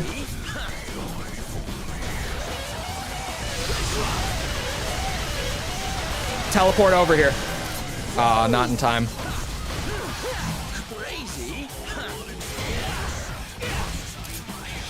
Whoop.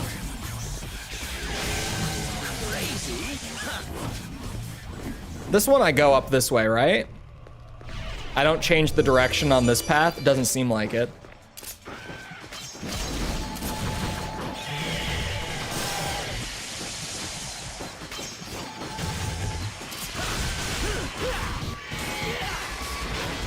Is there another one? There sure as shit is.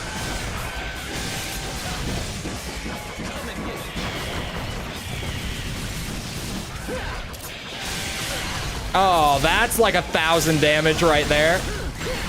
Jesus. What is a man to do in that situation? I guess not get hit. Clearly. I meant to do that. That launch.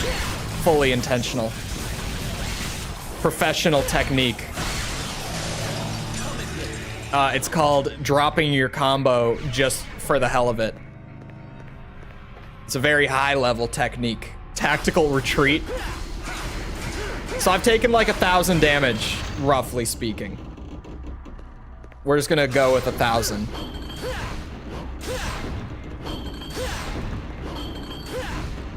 I don't know if I can jump cancel this thing. I don't think I can jump cancel this thing.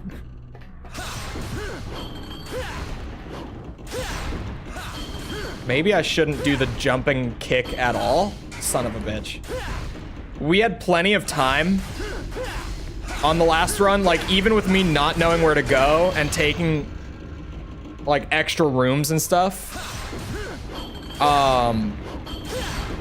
We still had like 2 minutes to spare about. Time is not gonna be an issue on this mission. So, of all the problems to have, I'll take this one. Hello, DP. Just get good. Yes, the classic age-old get good. What spawns in here? Oh, chess pieces. That's right.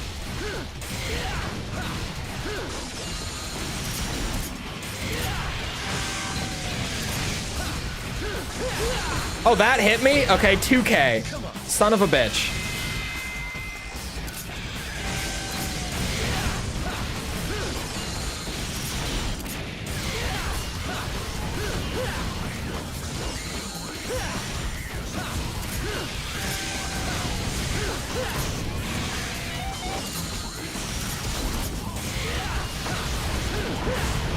I'm really lucky.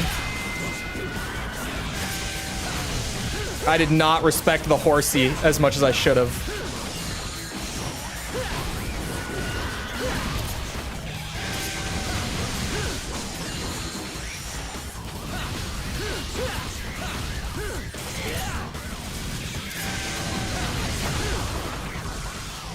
Okay.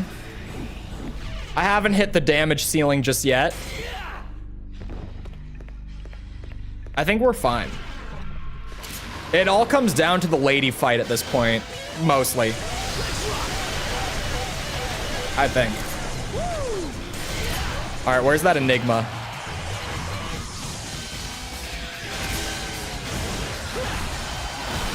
You, my friend, have got to go.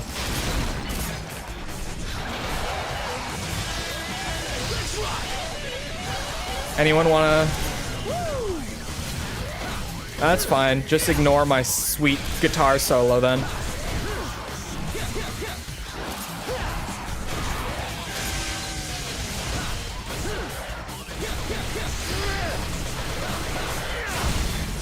You scared?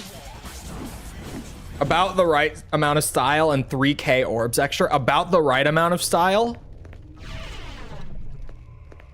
That's good to know. The orbs, we should be fine on orbs this time then, but style I might actually fall short. We'll see.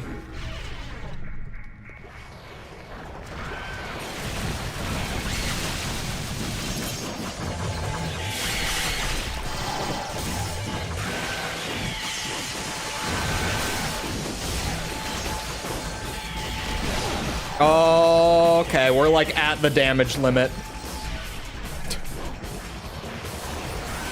I genuinely think my best option for that room is just to skip. Don't even mess with it.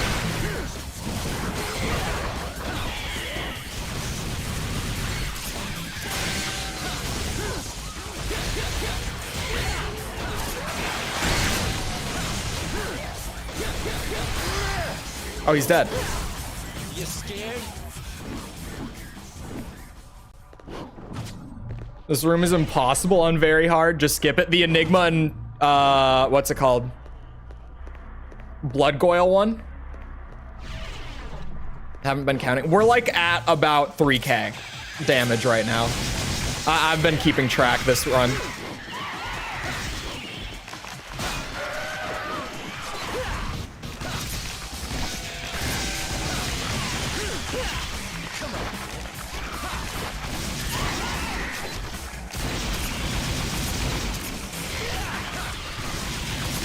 Fighting you guys without the normal weapons I do, though, it's really weird.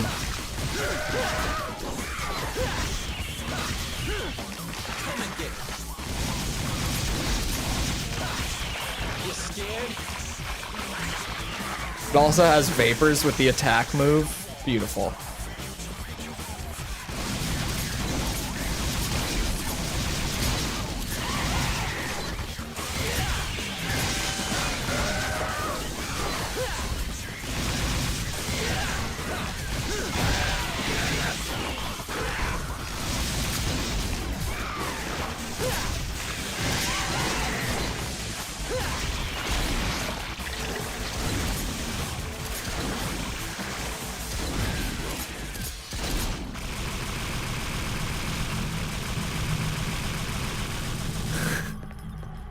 Hey, I'll take it. But is that the room that you're talking about? The one where you have to like climb up the debris with the enigmas and the, what's it called? Blood Goyles. Because screw that. I just immediately wanted nothing to do with that.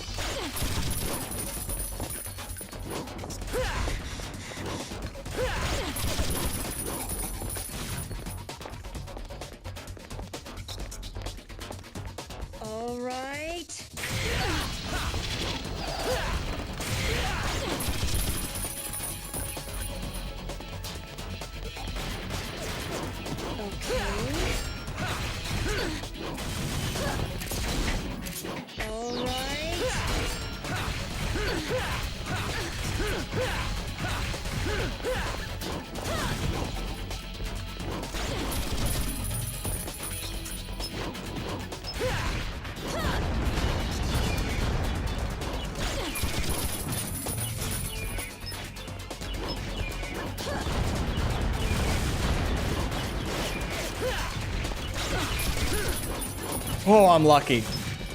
Like, very lucky.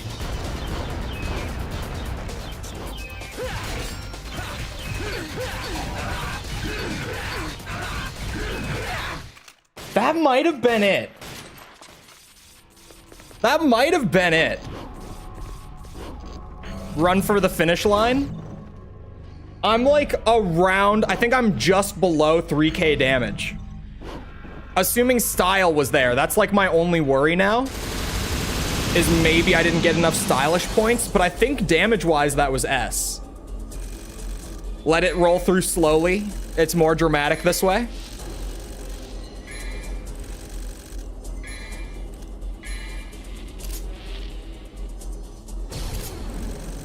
It was very close. It was incredibly close.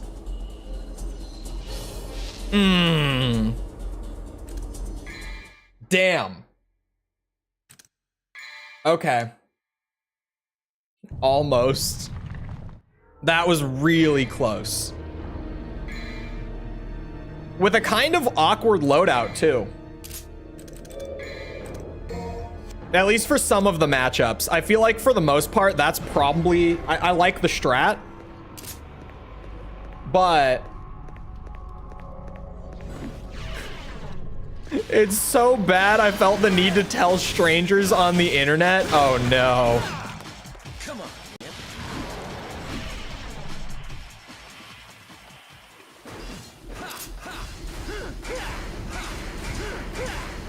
The bullets at the end show your rank. I like letting them come through slowly. I don't know how many bullets is for what. And I know that I can just press the button and instantly see it, but letting it all roll through one at a time makes it way more dramatic. God, that last run was close though. I did take some stupid hits that I didn't expect to. Like that one. Man, the damage allowance for this mission is incredibly small though, because like I already, just from those two little hits here, like we're at 1,000 damage about, just below.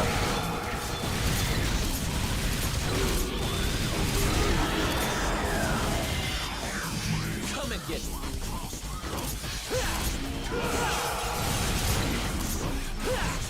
It's not worth it. It's actually just not worth it.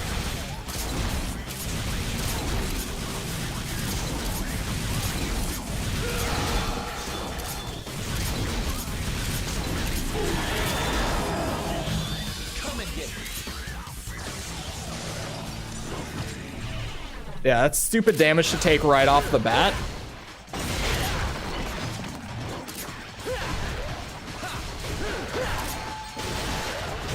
But considering how much better the last run was, we might be fine anyway. Crazy. It's easy, just don't get hit. I know. It's so easy, just don't take damage.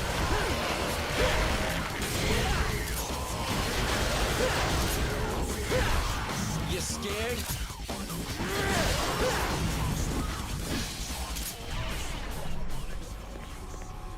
All right, give me my Navon, my beloved. Oops, not style. My beloved Navon. And we're off. Trickster and Beowulf. Trickster and Beowulf is genuinely all I need to no damage the lady fight though. Like after that last run, I can confirm that as long as I've got those two, the rest of my loadout doesn't even matter. Like I literally just need Beowulf, and Trickster is good to avoid the damage. That hurt. Emotionally, that hurt. I mean, not...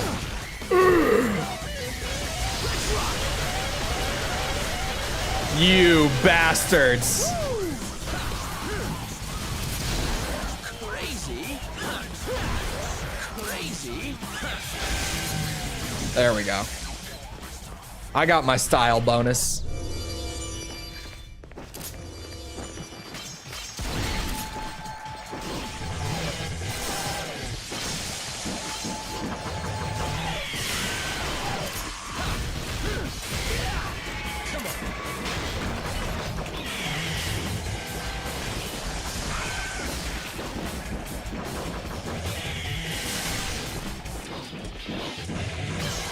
That was just unnecessary. What the hell, Dante? I wasn't even pointing left.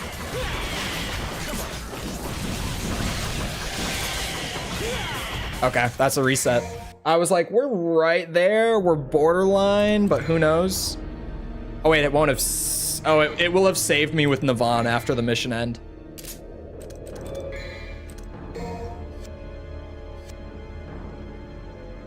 Are in the same universe but will never meet because of copyright. Are they in the same universe? What do you mean they're in the same universe? I've only played the first Bayo. I thought it was okay. I thought it was fine. Call me crazy, and it's nothing against Kamiya.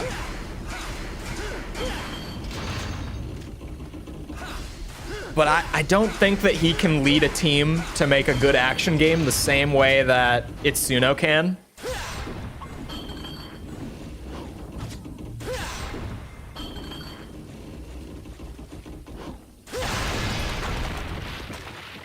Like, Bayo's good.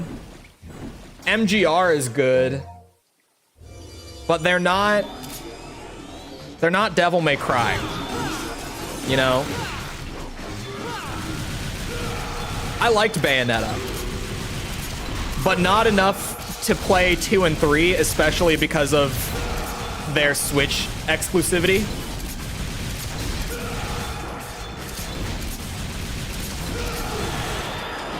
That definitely doesn't help.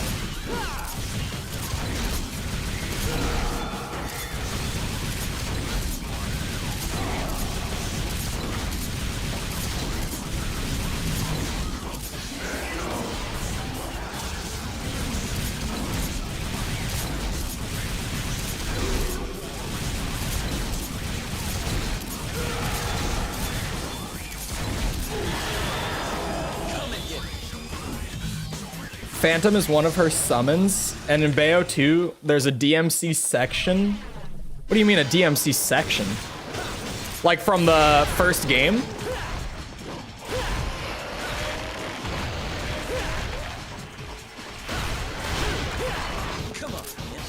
I always thought the Phantom thing... Do they call it Phantom in the game?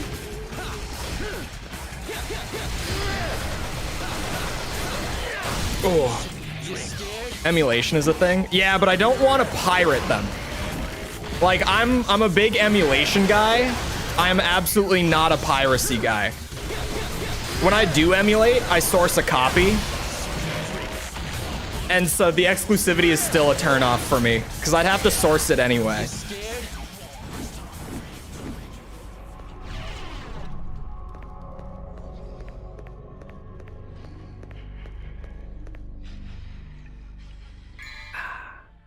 Speaking of sourcing a copy, my Ace Combat 6 should be getting in soon. I'm gonna see if I can get it working on emulation, because I would like to up-res it. But...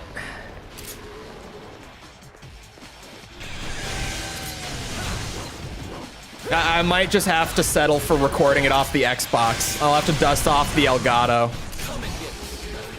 From what I've heard, I'm assuming that's what I'm gonna have to do. Son of a bitch. I was getting the direction wrong. That one was on me.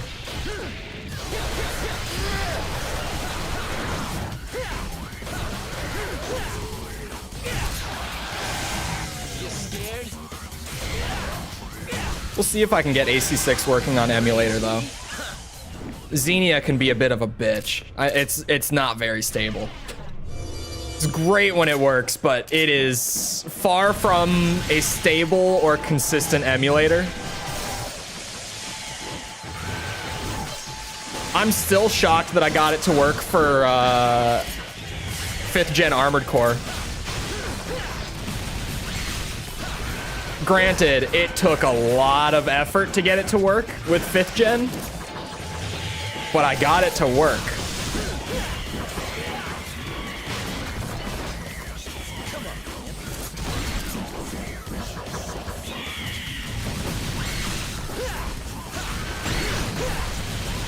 Of all the enemies for me to take stupid damage to, I would really prefer for it to not be the blood goyles. If we could just not do it that way, I would appreciate it. Oh, especially with the chess pieces coming up. Here we go.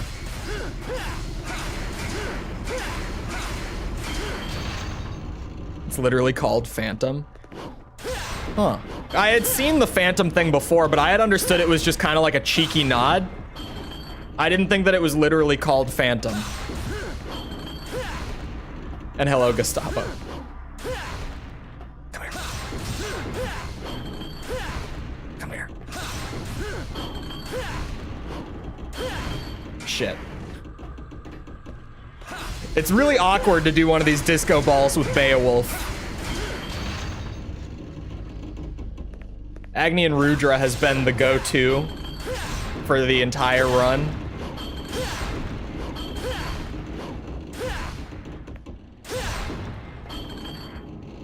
Updated almost daily. That's kind of the problem with its instability, for the most part, other than just it being in its infancy. It's the same thing. PCSX2 nightly builds have a tendency to break a lot of stuff with the... That one's even worse. PCSX2 nightly is genuinely updated like twice a day. No exaggeration. And yeah, stuff just kind of breaks. That's horseshit, by the way. I had always thought that DMC3 was the first game to do the whole, like, if they're not on screen, they're not gonna start an attack thing.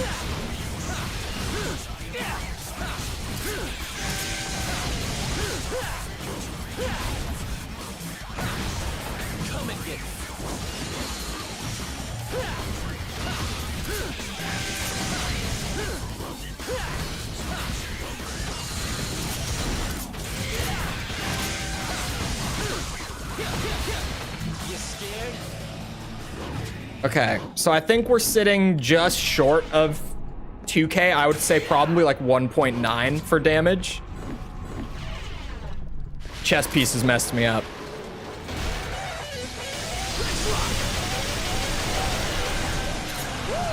Damn, that is not what I was going for.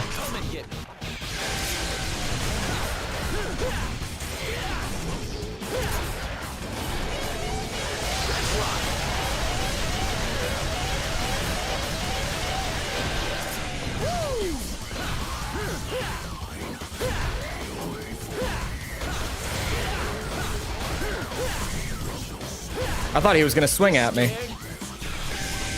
Where did he go? What are you doing, man? No extra style. It was worth a shot. Okay, so from here, we've got what?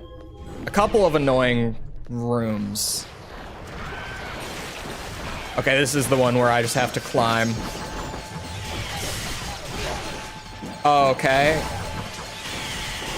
We're borderline on damage. Next hit does it 100%.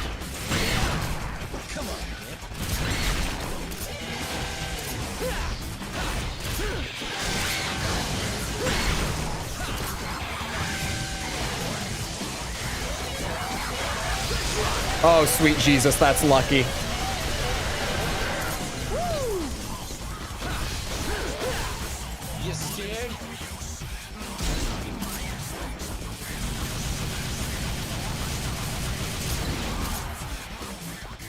More worried about style than orbs. In this comment. Yeah, comment would be it.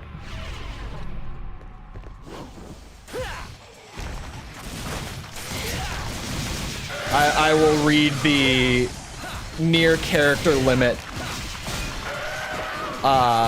mini essay on why Beowulf is the coolest weapon of Devil May Cry 3.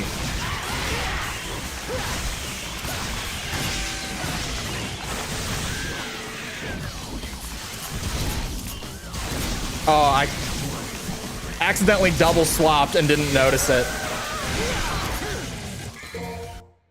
I was not in a position to do that, but I did it. 200 character limit's annoying. It is, but at the same time, I'm kind of thankful it exists. Because 200 characters is a ton.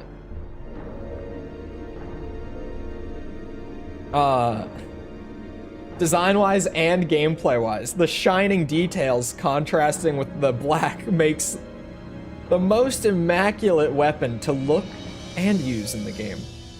Also has real impact, which is a good point. That is a good point. Only with Swordmaster, but fair point.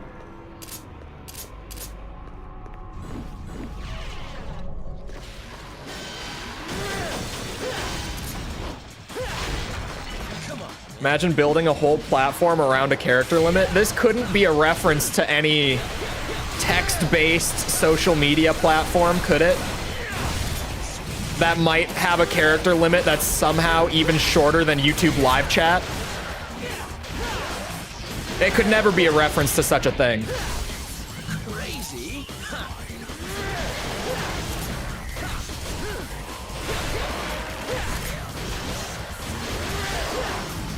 Crazy. Isn't that wild to say out loud, though? That Twitter genuinely, like, it's a text-based social media platform. The entire thing. Where's your motivation? Thank you for the sub. To build an entire text-based social media platform. Like, the whole thing is you write out posts to share. And that platform has a smaller character limit per post than YouTube live chat does per chat message. I mean, it's crazy, right? I'm not the only one who, now that I'm thinking about it, it's like, that is actually wild. But it's okay, you guys, because you can pay money. You can pay for a monthly subscription that increases the character limit.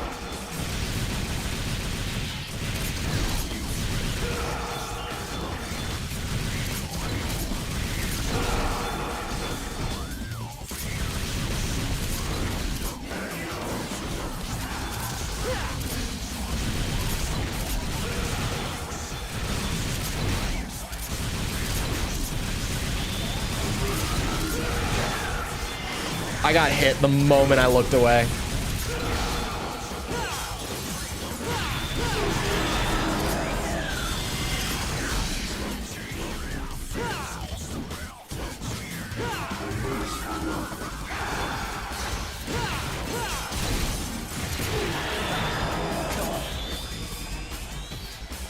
How they changed the name from Twitter to X, formerly. I know! Hold on. Okay. Has anyone noticed that after the X rebrand, like, completely failed, they have rebranded it again to where it's now, like, officially named X, comma, formerly known as Twitter. Like, that's actually the official name of the platform. Anywhere that they label themselves, they now say X, formerly known as Twitter. Every single time. Really? I'm not joking. It was like a silent rebrand where they've now added on the formerly known as Twitter part to the end of it.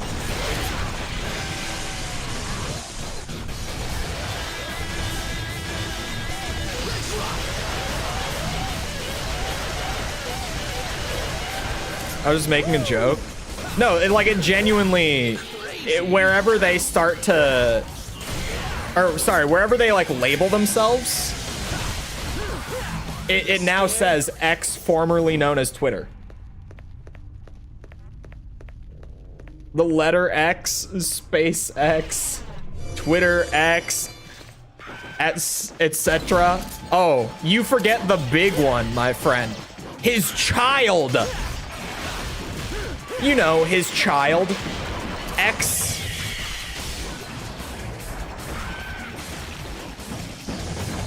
Do you forget? How could you forget? He has a child named X.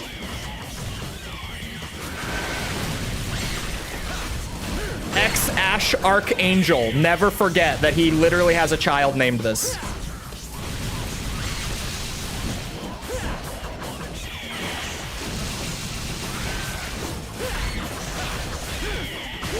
Oh my god. What? Oh, this game sometimes. Okay, we're at like 1.5k damage. Again, of all the enemies. Why not Twitter X? Mega Man's done that since the 90s. I don't know. I've said it before. I'm not sure if I'm being pranked. No, if you're out of the loop,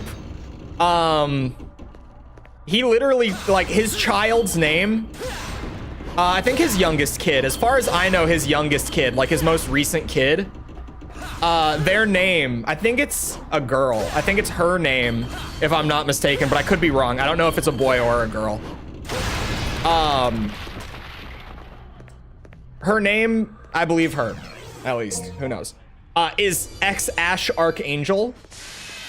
But it's the way that Tass spelled it, where it's the letter X space, that kind of like AE character, and then space A12, which is the designation for Archangel. And apparently the AE symbol is pronounced Ash. Supposedly. I had never heard that before Elon named his kid this. I had always just thought that was A. But apparently it means Ash. So the more you know. Yeah, there it is. That's like exact copy paste of his literal child's name. No, I'm not joking. Hold on. Elon Musk children. He has a lot of kids. Here's a whole article about all of his kids. Here it is. Here it is. Here it is. Here's the child. That's the name. Enhance. Up there. That is the name of one of his children. I don't know why I can't highlight it anymore, but that. Enhance. Again. Where did it go? That is the name of one of his children. Like, completely, genuinely, on the birth certificate, that is their name. Is it a boy or a girl? Well, I've got it up.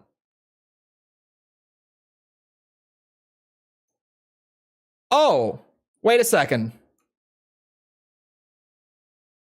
Wait a second. It's a boy. Born in May 2020.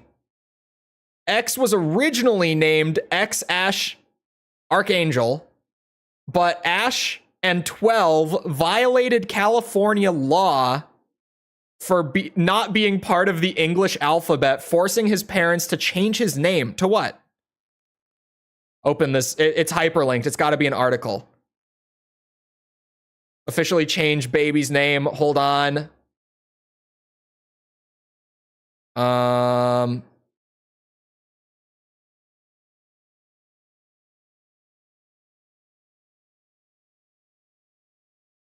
Where's the new name? I know that I'm kind of reading fast, so I probably just skipped over it.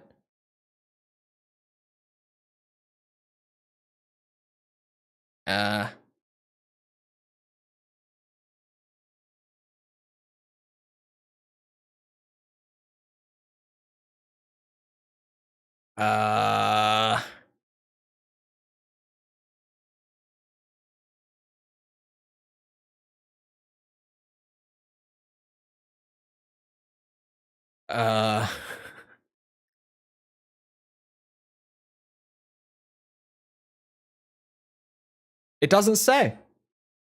It's at the top in the title. Oh my God. Okay, wait, they just spelled it out now. I see. It's the same name. It's the same name. Okay. I was really looking. I'm like, okay, so that's still their name. That's still the kid's name.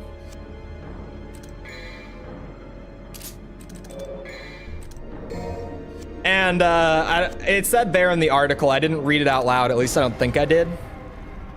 But the mother, Grimes, admitted on social media.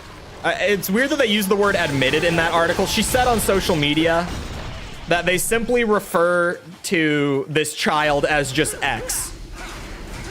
Like in day-to-day life, they just refer to the kid as X.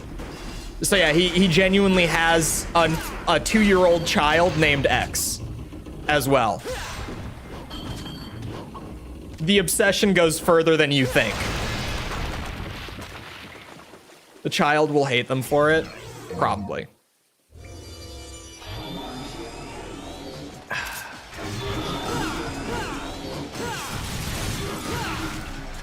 Although, I mean, yeah, never mind. I was gonna say, if we're being real, kid was gonna get bullied anyway just for being like Elon Musk's son. Like you just get given shit for that in school regardless, because kids, right? Especially like high school is where that's gonna really suck. But I was gonna say I forgot to swap my weapons. Having the name X really does not help at all. That probably only makes it worse. Because that child went viral just for being born because of their name. Like, I remember back in 2020 when that kid was born and they announced the name, everyone on Twitter, you know, pre him owning it, ironically, was just like, what the hell did you name this baby? Excuse me? What did you name this child? Why not Ash or Ashley? If I were that kid, I would probably go by Ash in day-to-day life. Like, once that kid is old enough, because they're 2 right now, they probably don't even really talk. Or maybe they do, but it's very limited, right? 2-year-old speak. Yeah, I feel like by the time that kid gets into like grade school, going by Ash is definitely going to be the move. That was half of my damage allowance for the entire mission. Oops, forgot to change the loadout. Why is the damage allowance so tight on this one? When I saw that it was long and 3K, I was like, is this going to be a nightmare? Or is this maybe just a mission with a lot of running and not many combat rooms? But no, like, it's a mission that's packed with encounters. And with a fairly high style point and orb requirement as well. So you can't just like skip the encounters. Like they're necessary to do. I was hoping for this. It's just that you can take like literally 2 or 3 hits for the entire mission, depending on your luck, depending on what specifically it is that you get hit by.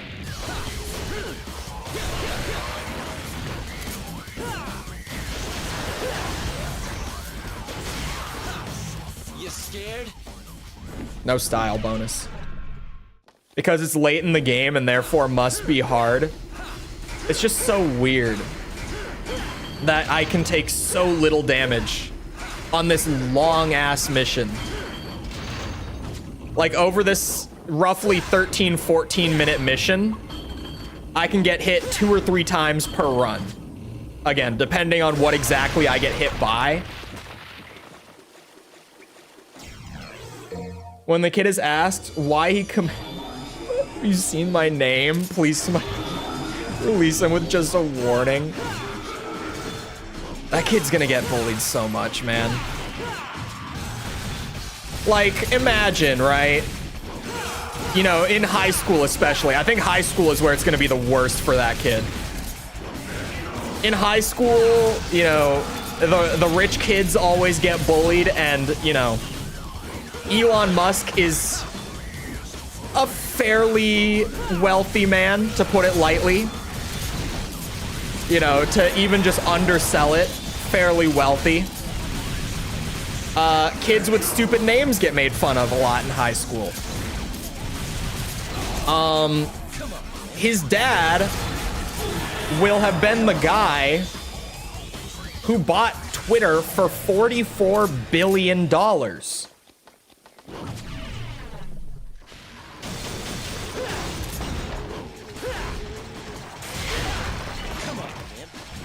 Even if he sells it off by then, he will always be the guy. I guarantee you, especially post rebrand. Yeah, and then change the name. pays for brand for $40 billion plus, buys the brand name, immediately changes the name. It is still to this day so baffling to me because, like, if the brand is worth that much to you, why did you change it so quickly? Like, maybe he could change it down the line. Sure. But he pays all this money for this very well-established and recognizable brand and then immediately changes the name. Immediately rebrands it, thinking he knows better. Wild. Just crazy.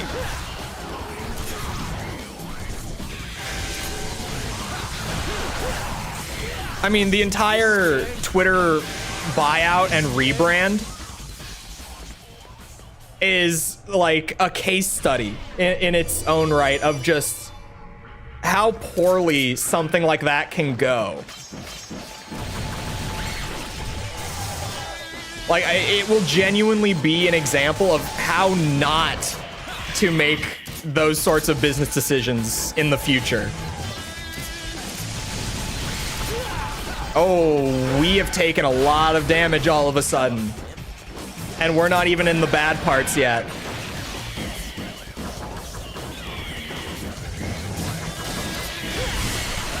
Thankfully, the Navon projectiles keep the blood goyles off as well.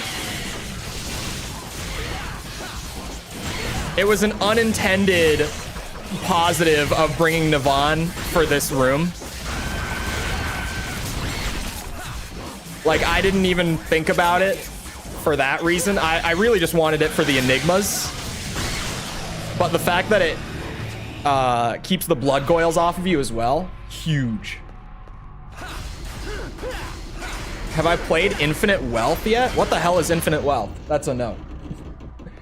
You have to be to throw away the only part of Twitter worth buying, the branding. I know. Like, the brand was the valuable thing with the Twitter deal, right? It's like, yeah, you know, Twitter. Oh, Like a Dragon. No, I've never played Yakuza. Not one of them. Not a goddamn one.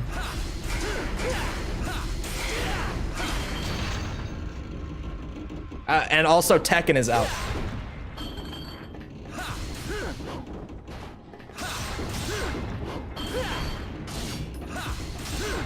Everything else right now is secondary. Oh god, I'm gonna mess this one up again. The camera in this room is terrible, and you can't even like lock on to make it track. It's not a target you can lock on to. The camera's just bad in this room, and there's no way around it.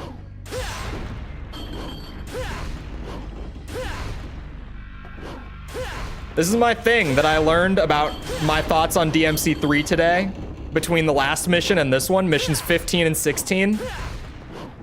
I think that this is genuinely the DMC game with the worst camera.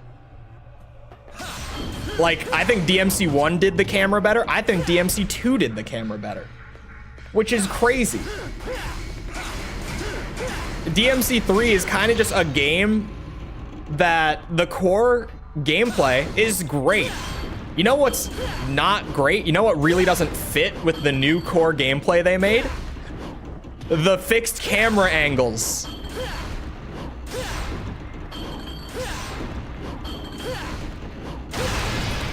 I've never realized it before today, but I've really noticed it today. Like, really noticed it. It's one of those you don't realize until you've played for like 100 hours and you're trying to pull off the most difficult challenge in the game sort of thing. But on this day, I've realized that I don't think the camera in this game works. It works like 8 times out of 10. But then those 2 times out of 10 that it doesn't, it's really infuriating.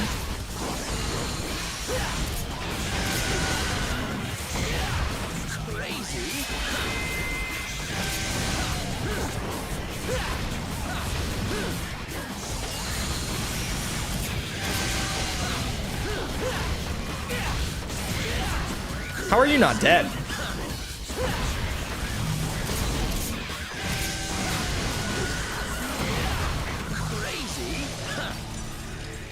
Just like MK11, I'll wait for the 90% discount for the full game and DLC.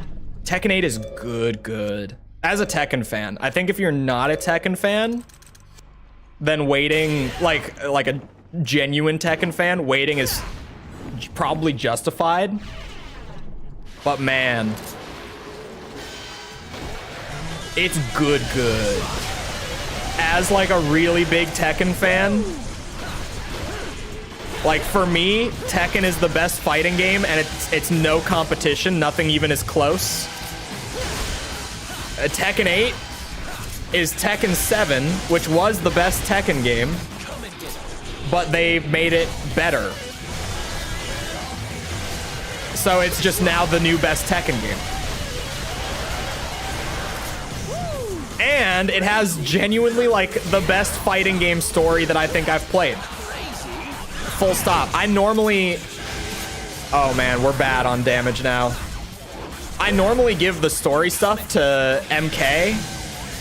Despite MK typically being like my least favorite of the fighting games that I play. It's like, yeah, the cinematic story stuff, that's like a Mortal Kombat thing. Like Street Fighter has never had a good story. Tekken, super hit or miss. But honestly, Tekken 8's story yesterday, huge hit. Not a miss at all. Oh, we're over. You finished it outside the stream? No, I haven't finished it yet. I'm waiting. But yeah, yesterday for the Tekken stream, like we were going to start with main story and then just as we go, chat votes on like, do we do more story? Do we bounce over to arcade quest? Do we bounce to multiplayer? Like, what do we do? And like the first time we voted after like an hour, I think it was like 60% of chat was like, no, let's do more story. This is good. As opposed to anything else. Second time, like another hour later, it was like 85% of chat said continue with the story because it just keeps ramping up. And it's some good shit. Oh. I really want to see what Arcade Quest is like. Like, really badly. But I have to save that for stream too, because that's like a story mode in and of itself. It's not the main cinematic story. But it is a story. That's bullshit. I did play a little bit more last night, but my time was just spent doing a little bit of practice mode with Kazuya and finding some stuff with him. And then I played some ranked and I got up to fighter with him in a few matches and then I dropped it. I stopped. That's all I've played since stream. Because there's work to be done, unfortunately. I don't get much gaming time outside of streams. Or outside of streams and work. But even then, like, the work gaming time is...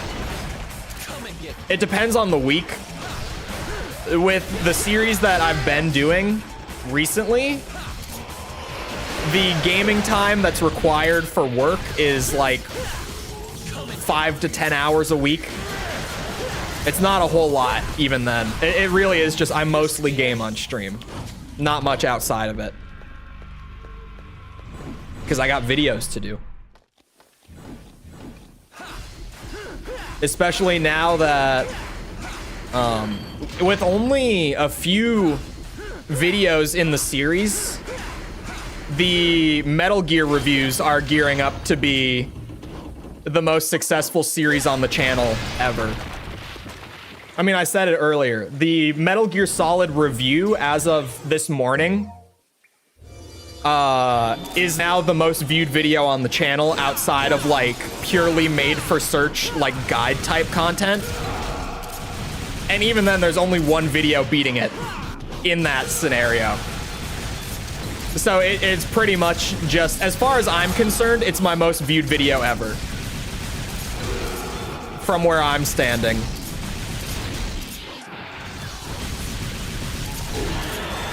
It's beaten out even the later, what's it called? Armored Core reviews.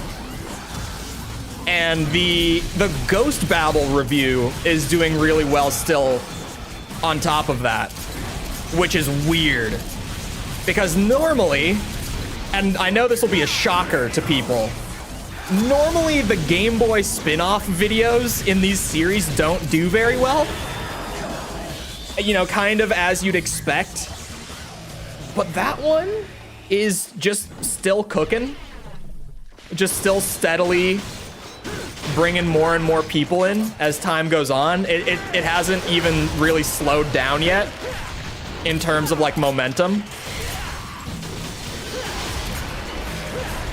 I don't know if Ghost Babel is just like a really well-regarded Game Boy spin-off. Like maybe there's just a lot of hype behind Ghost Babel within the Metal Gear fandom. I don't know.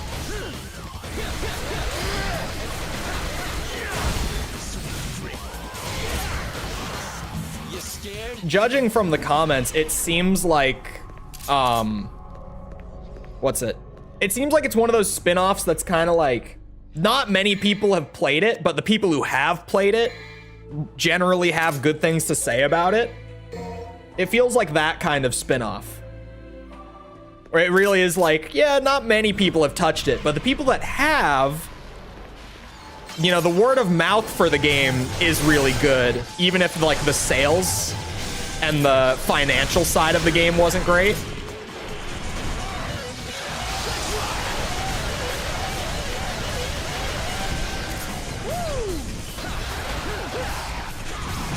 Ah, shit.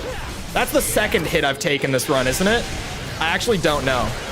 Was I no damage up to this point? I might have been. Has anyone been paying attention to my damage? Was I no damage up to that point? Because I feel like that's the second hit I've taken, but I can't specifically, like, remember when I took the first hit.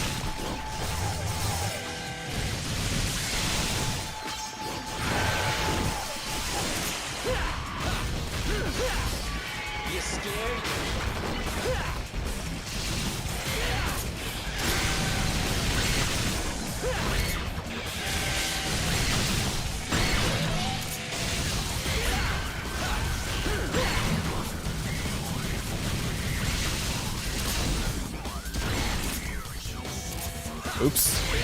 I'm not fumbling, you're fumbling. I think it was no damage. I feel like it was. Now I do, at least. Even though up to that point, I was sitting here thinking I had taken a hit already. Just the fact that I can't remember when I took the hit tells me it was probably no damage. But yeah, the Metal Gear videos are cooking, which is weird. I talked about it like maybe a week ago or so. Actually, it was longer than that. I think I talked about it when the Metal Gear Solid video first really hit the algorithm. Or no, sorry, it was like a few days ago I talked about it because of the Ghost Babel video. But, like after Armored Core, it felt like the Ace Combat reviews were the steady, like, good performance videos, and the Metal Gear stuff was, like, a side project that, business-wise, wasn't really worth putting a whole lot of effort into, but I still wanted to do it anyway, so it was going to continue. Just, you know, I would work on it less than the Ace Combat stuff, right? But the single video, the Metal Gear Solid video, did so well and still is doing so well. It's still not dead. It's actually still just, you know, steadily getting views and subs and comments and all the like almost 3 weeks later, it's still just steadily in algorithm, in browse. But now with that single video and Ghost Babble following it up, because I kind of thought that Ghost Babble was gonna way underperform because, you know, Game Boy spin-off, and most of the time when one video really takes off like that, it's just like, it's the one video that got lucky and it doesn't continue from there. But that seems to not be the case. Because Ghost Babble now also has more views than like the most viewed video of the Ace Combat series.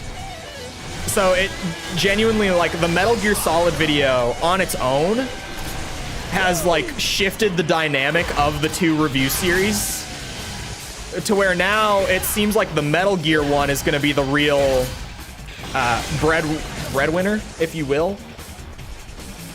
And Ace Combat is going to shift to being like the side project, which was unexpected. But I mean, I'll take a change of pace. I don't see why not.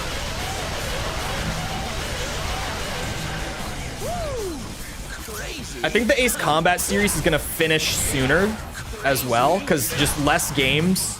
Not by many. I think it has like 2 or 3 less games across the whole franchise. It's not a whole lot.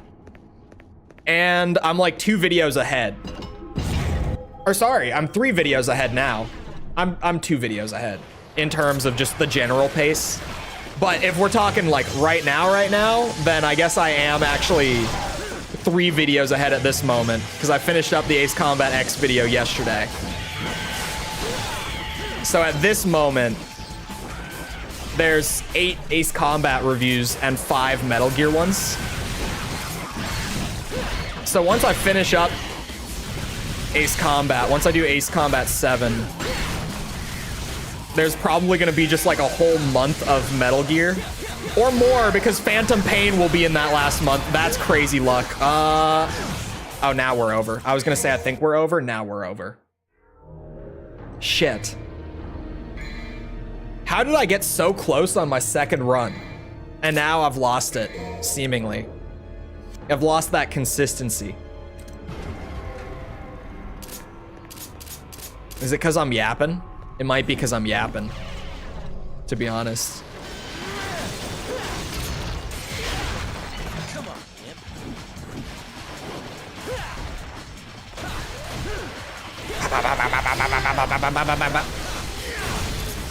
You scared? Do you think, Dante? There's the Enigma. He flew really far back.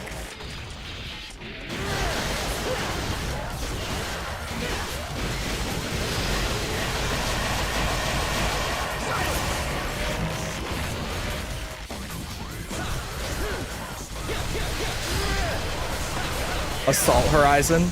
Assault Horizon will be played. Crazy? I'm really curious about Assault Horizon.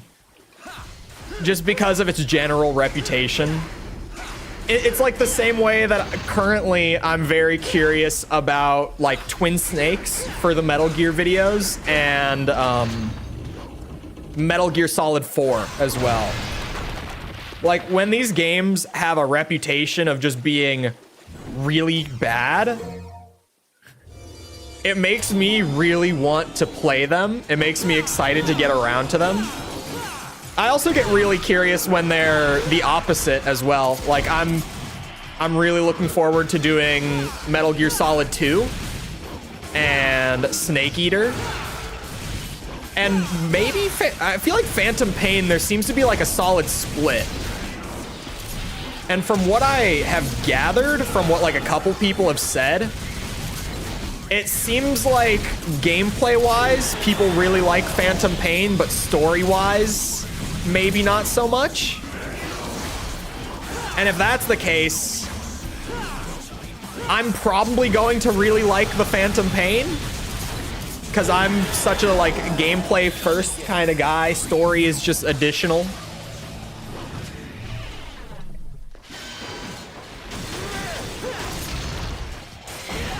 Oops. Just get me through that door. We're dipping out of that. I just hit my mic. That's my bad. Holy shit. I've been streaming for almost 3 hours. Time flies when you're resetting constantly. I've taken like 500 damage.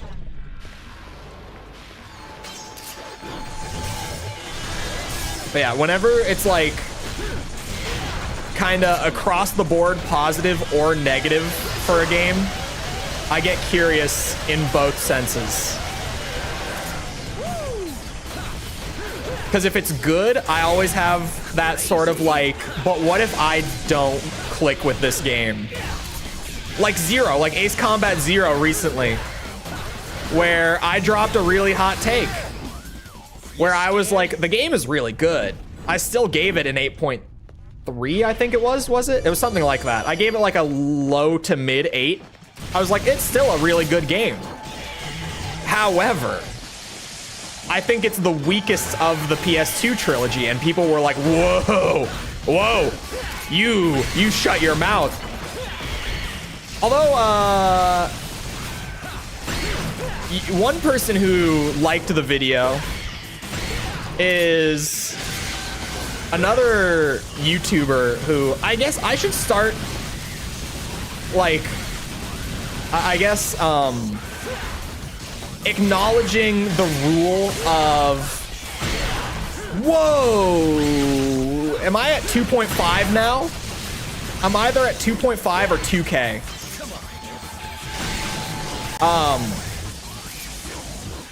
I should start acknowledging the rule of, if there is another YouTuber doing the same review series as me at the same time and I know that they're doing it, they probably also know that I'm doing it.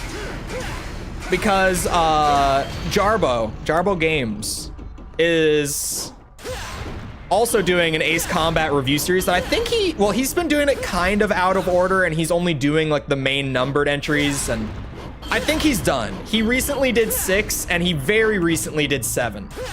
So I think he just finished his Ace Combat series. I haven't watched them only because I'm still playing them. So like I know of his series. It's the same thing when I was doing the Armored Core videos. And like I knew that Vati had done like an all Armored Core games reviewed singular video. And I knew that like Acer was doing the same thing that I was doing.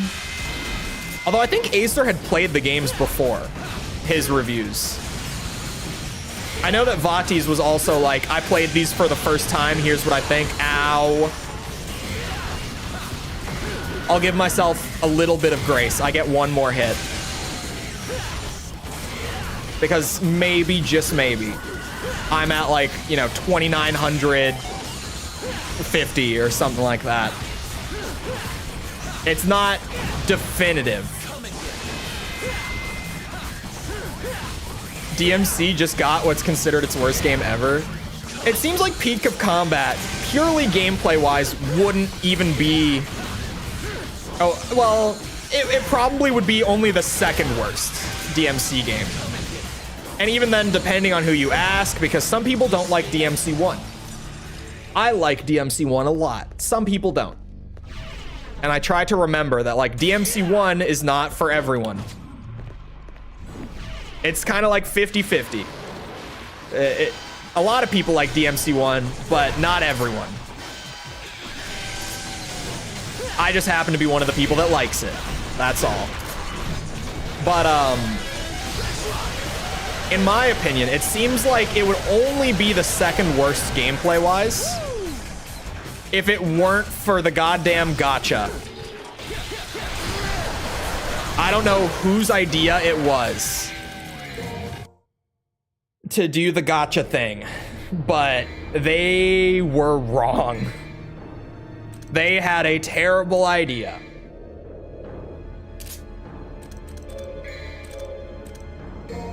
More than 5 and 3?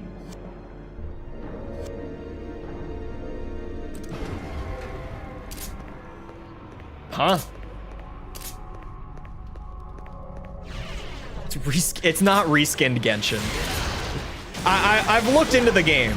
It's only one character behind the gacha system, right? Oh yeah, it's Virgil. Correct me if I'm wrong, chat. Like, it is a genuine Devil May Cry game, but for some reason it has gacha. And so even though you have, like, oh, it's Virgil and the variations of Dante with the different weapons. I forgot they did that. Where Dante's weapons are all behind the gacha as well, outside of, like, Rebellion. I forget that part every time. But Virgil, I guess, is the only full character locked behind the gacha. But the Dante with the weapons thing also sucks. Like, what was that idea? Anyway. It is a DMC game. But I don't know whose idea it was. I mean, I guess it's an Eastern developed mobile game. So, like, we all should have seen it coming. But the thing is, Pinnacle of Combat, which was Peak of Combat before its Western release, its Western release where they renamed it to Peak of Combat was supposed to be like kind of the 2.0 version of the game, essentially. Where like the game was out for a long time in the East already. We have only just gotten it in the West. And with that came the big 2.0 overhaul that like turned it into a gacha game.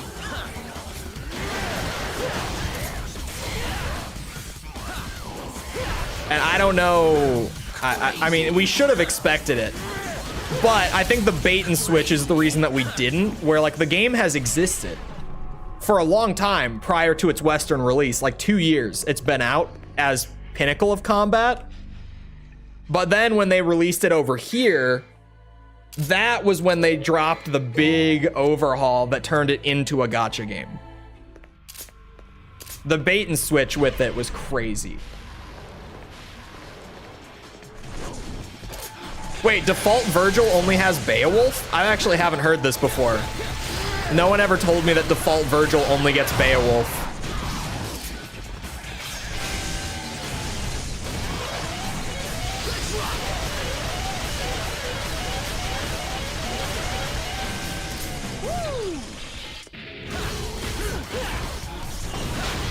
Is it just that some enemies can attack off screen and some can't? That's crazy. Apparently you can. Good to know. Because the Enigma clearly like walked onto screen so that it could attack me there. Like clear as day. Hithem? Thank you for the sub. Appreciate it.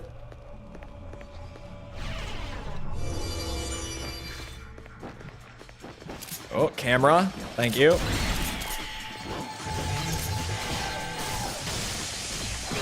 Oh, I didn't even see that last one.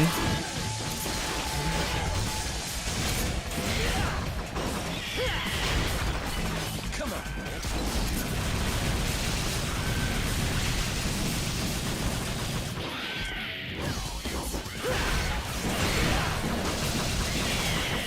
The blood goyles can attack off screen clearly. It seems like most of them can, but the Enigmas can't? Oh, is it projectile enemies can't, but melee can? That might be the rule for DMC3, actually. Because, like, why? It wouldn't make sense otherwise. I would just be very confused as to, like, how they decided who can and can't. But that might be it. It might be projectile enemies can't, melee enemies can. Fired the original devs and then changed it to 2.0? Jesus Christ. It's possible. Speaking of firing devs, you guys see the Activision layoffs? I feel like I haven't talked industry news outside of like Tekken's launch in weeks. Is anyone aware of how many layoffs have occurred in the Western games industry in like the last 3 weeks in general? Or I guess 4 weeks. 4 weeks. Is anyone aware of how batshit the layoffs have been the last couple weeks. Or the last month about. Laser towers could? You're right. Because if you're not, let me tell you. Let me tell you how bad it is, chat, okay? In the entirety of 2023, all right? I'm framing this for you. Over the entire year in 2023, a little over 10,000 Western developers got laid off throughout the entire year. Which doesn't sound like a lot, but that's just because I think a lot of people think that the American game dev industry is a lot larger than it is. It was already considered one of the worst years for layoffs in the games industry's history, right? Do you want to know how bad January has been? Does anyone want to take a guess how many layoffs the Western games industry has had in the month of January so far, as of today, the 27th? Any guesses? We had 10,000 the entirety of last year. Anyone want to guess the total for January so far? 40,000? It's not 40,000, thank God. Could you imagine? 4 times of last year's? Okay, that's crazy that that is a thing that can happen.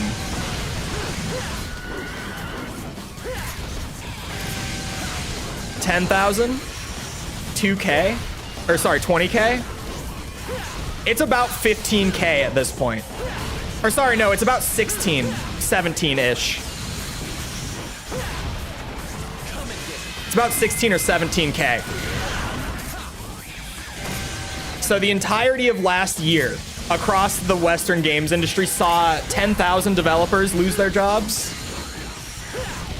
The last 4 weeks have seen about 17, 16,000. Because if you don't know about the Activision Blizzard layoffs that just happened, essentially what happened, Microsoft bought them, right? Microsoft now owns Activision Blizzard officially. Microsoft, within a week of officially acquiring Activision Blizzard and all of its subsidiaries, kind of out of nowhere, like unexpectedly a couple days ago, fired about 11.5 thousand developers from like across all of those studios. The Microsoft Activision Blizzard layoffs alone are about 11,000 of those 16, 17,000 layoffs.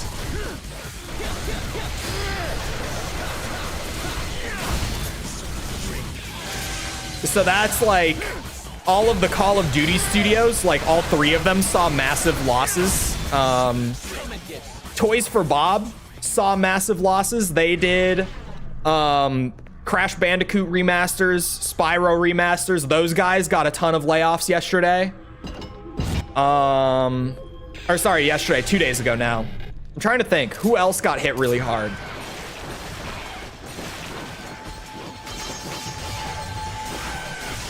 I know like a few other studios recently have had a lot.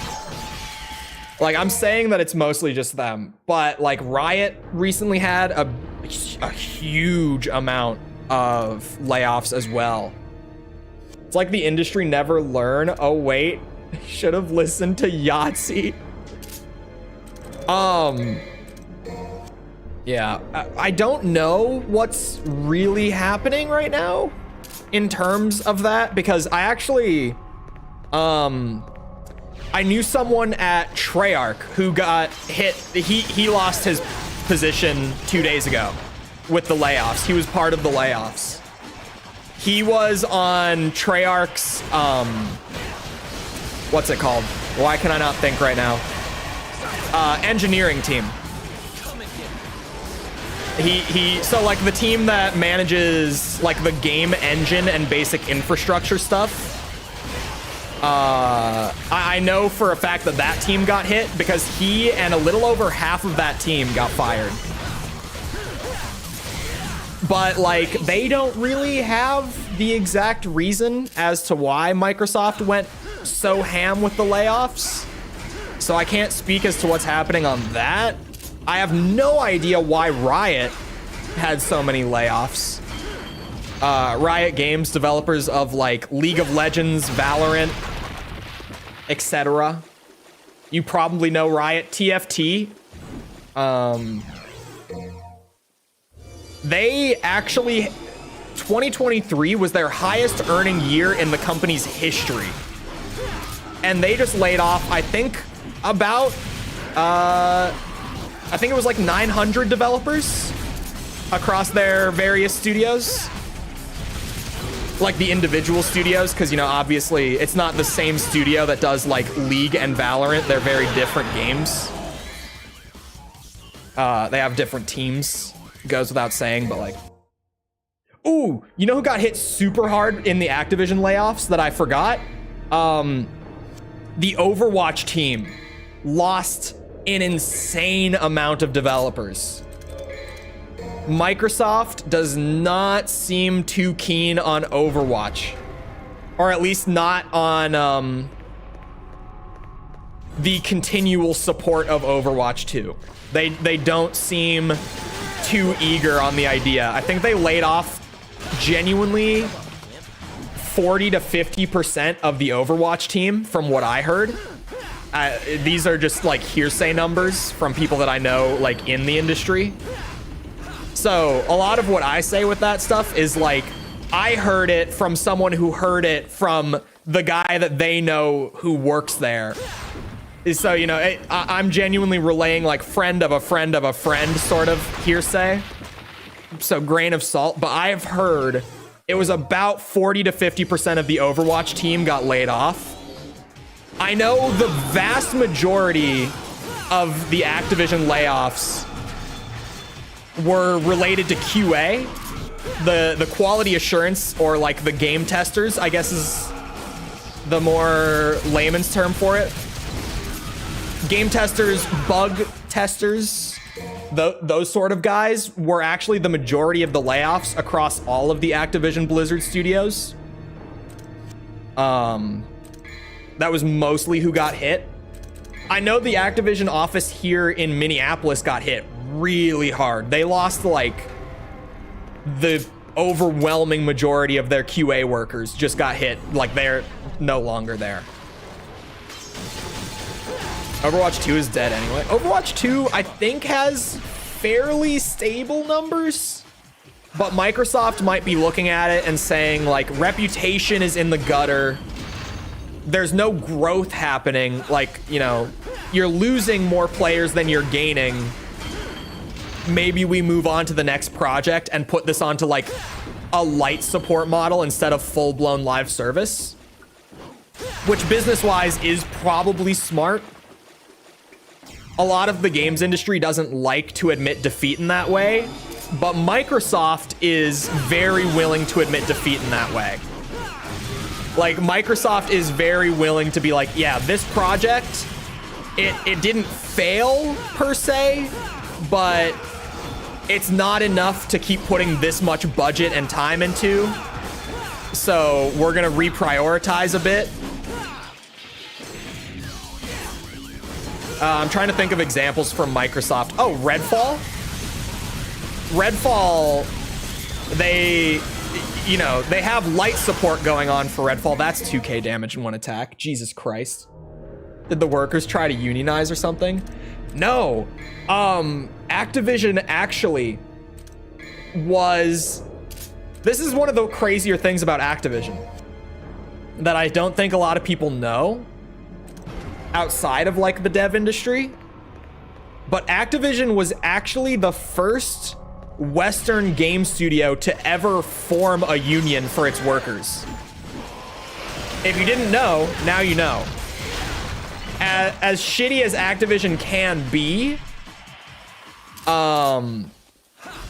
they actually were the first ever Western game studio to form a union for their employees. I don't think a lot of people know that one. And, I mean, I can see why. Activision certainly has a reputation among the gaming community. I know you love Tekken. What about other fighting games? Tekken is my true fighting game love.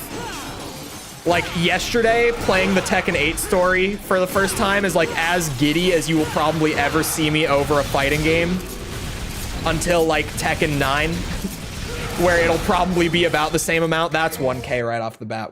What is happening? How did I forget? I think I just have to slow down. I think that's my big thing. I need to slow down right now. I need to play more cautiously than I am. Tekken's my big one.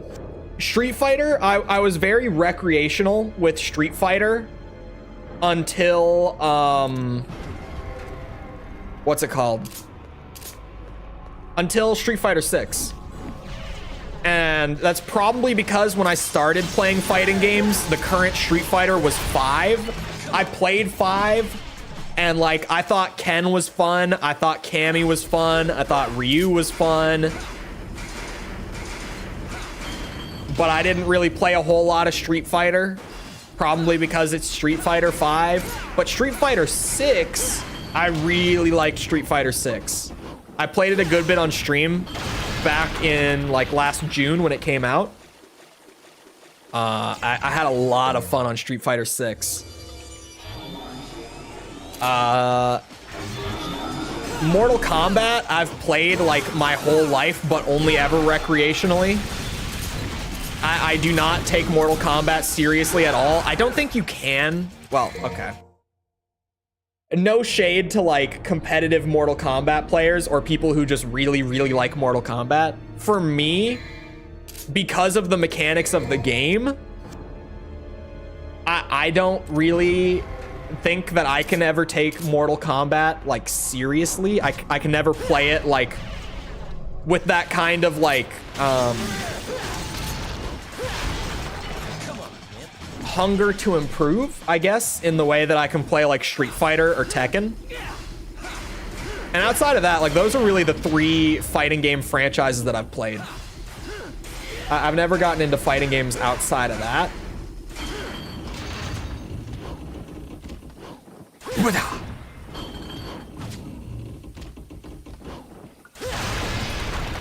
I've heard that Guilty Gear Strive is good, but I've also recently heard that apparently a lot of Guilty Gear players don't like some of the recent updates and changes in Strive. So now might not be the time. Oh, Dragon Ball FighterZ is a really fun one, actually. I played a decent bit of that. I never took it seriously. I played it just for fun, just to mess around with it. These bitches. These bitches. But Dragon Ball FighterZ was really fun, actually. That was a good one. I always kind of forget about it because it's not like one of the big 3 fighting games, but that was a fun-ass game. Oh, apparently we're getting a new trailer for Tenkaichi 4 tomorrow, speaking of Dragon Ball games. So, you know, everyone who grew up playing Budokai on PS2 like I did, I think we're getting like a more straight up gameplay look tomorrow from what it seems to be. The trailer is titled like Rival Fight Goku versus Vegeta or something, so I think it's just gonna be like straight gameplay, maybe like gameplay commentary, I don't know. But it seems like we're gonna get a much more just straightforward look at how the game plays. Which, based off the first, like, gameplay trailer that we got a little bit ago, it looks like it plays almost exactly like Budokai Tenkaichi 3. Which is a good thing. Like, that's exactly what I and, like, everyone else that I know who played those games growing up would have hoped for. Like, just genuinely give us a straight revival. Just bring it back. You know, fresh coat of paint. Bring in characters from Dragon Ball Super, and we are all very happy fans. That is genuinely all that this game needs to be. I wouldn't mind if it was more than that, by any means. But If that's all it is, I will be, because I know that there's going to be people who are like, this is stupid. It's just like the PS2 game. Like they didn't do anything new. This is one of those cases where all they have to do is just do the same thing again.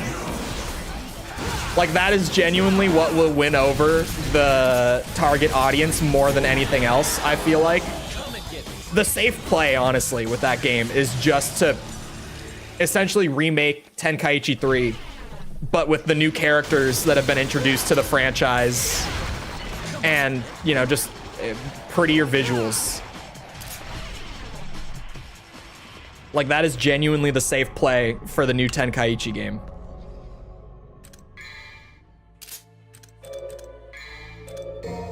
My one worry until that last trailer that we got was that making that game nowadays, I was like, I don't know if they're gonna be able to do like that same insane character roster that they did back with the old Tenkaichis. Like that was the big worry for me. But then that gameplay trailer not so long ago had like side characters from Dragon Ball Super that I can't even remember the name of. And I am such a ridiculous Dragon Ball nerd that, granted, Super is not really my thing, but I'm a huge Dragon Ball nerd. So the fact that it had like some of those side characters from Super that I couldn't even tell you the name of, I could tell you where they were from, like what arc of the show. Like I could recount some of their like fight scenes sort of thing, but I couldn't name them.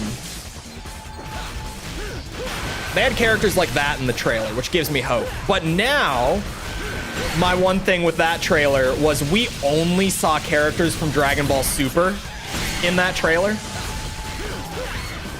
So now my worry is like, are they not going to do like GT and OG Dragon Ball? Because the appeal with the old games was that it had like OG Dragon Ball Z, and GT, and it had like a full roster of characters from all of them. Like that was the magic of it, was that everyone, it was like the Smash Ultimate of Dragon Ball games. Like everyone was in one game. That was the magic. And the game was just absurd, casual fun. But it really was like the roster, in my mind, is like the defining aspect, right? For those games, at least. So, if it's only going to be like a Dragon Ball Super game, or even if it's just going to be like Z and Super, I will be disappointed with the roster. Like the game could still be perfectly okay. It could still be a really good time to mess around with. Not to say that it won't be, just if it's missing some characters, but everyone's got to be there, man. That if they are missing that, it's gonna be a miss. Shit.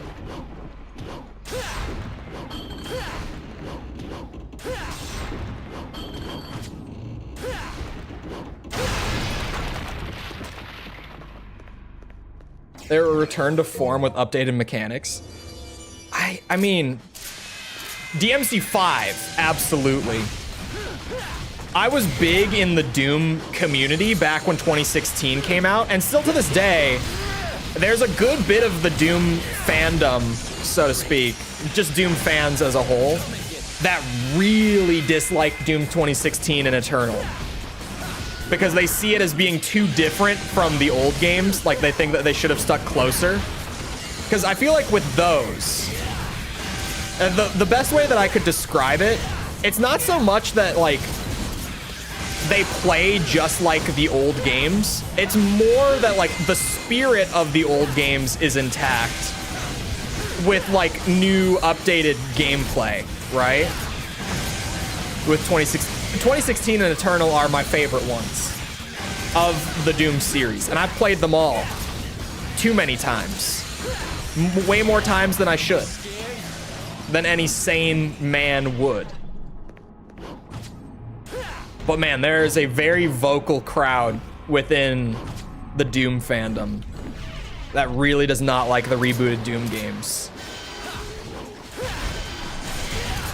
And I mean, there's always that crowd in any fandom, regardless of what the reboot or remake or whatever it is actually is.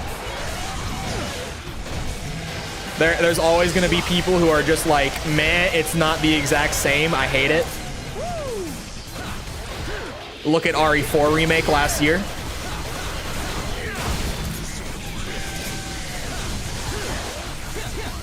Shit, I'm fumbling. I'm fumbling. A little bit. But DMC5 really was like, what if we remake DMC4, but we actually finish the game? The levels aren't terrible. The enemy design isn't terrible. And that's DMC5. Like, genuinely. It is just DMC4, but they were like, we need to fix it.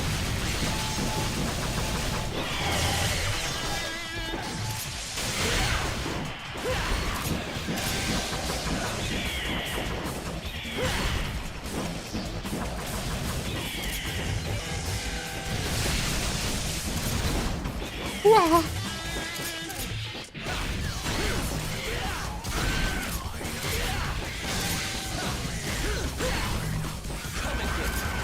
No, thank you. Wrong weapon. Trying something new this time. I like RE2 remake, but I prefer the original. I prefer the remake, which is weird. I really thought I would be more of a purist with the remake. Like, leading up to launch, I was pretty unsure about it. Because RE2 is probably like the single most significant game from my childhood. It's like RE2 or like Halo CE probably would be like the #1 most significant game from like growing up for me.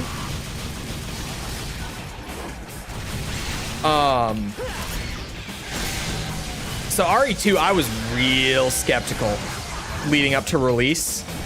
But then I played it, and I was like, damn, man, this is it. They did it. But I also, actually, leading up to RE2 Remake, I had not played Resident Evil 7 yet.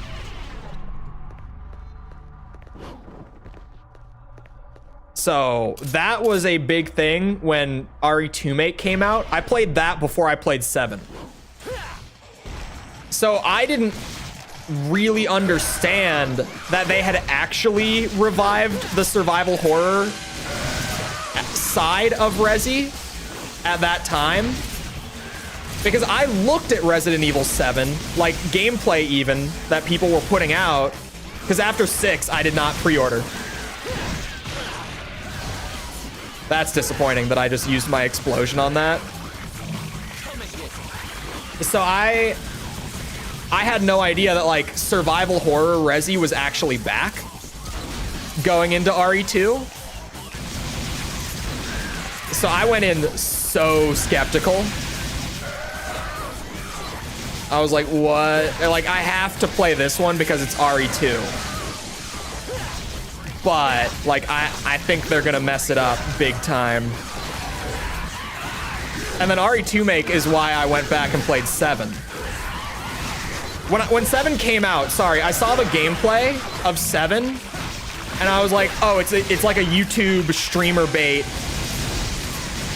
game. Because I saw, like, the first hour of it, pretty much, where it's all, like, super linear, like, jump scares and story moments, and I was like, wow. We went from action to, like, streamer bait. I have played 7. It's good. I like 7. The second half of the game is not so good, but 7 is mostly pretty good. I don't know if this is the run. If I no damage Lady, it could be.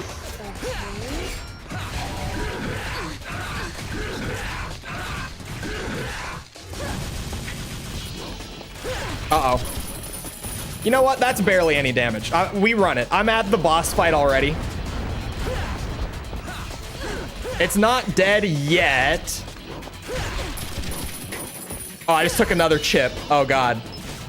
That chip damage adds up when I'm talking like 3,000 damage for the entire mission is my allowance.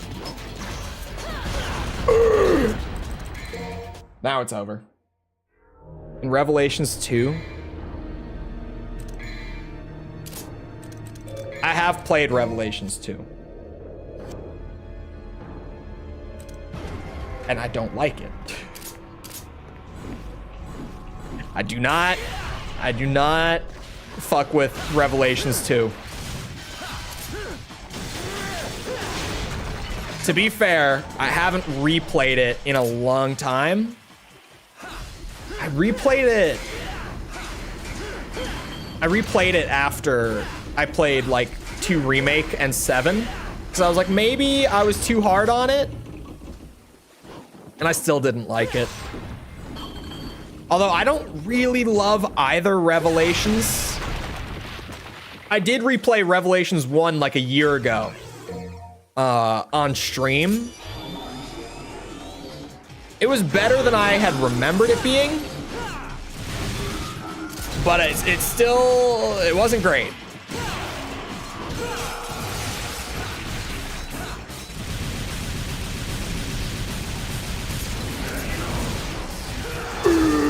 We're fine.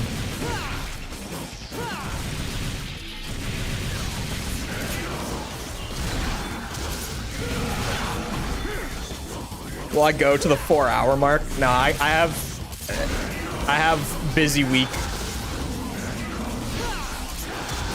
And well, my week, when I say week, it kind of is based on the video schedule since I upload once a week. So a week ends and a new week starts for me kind of when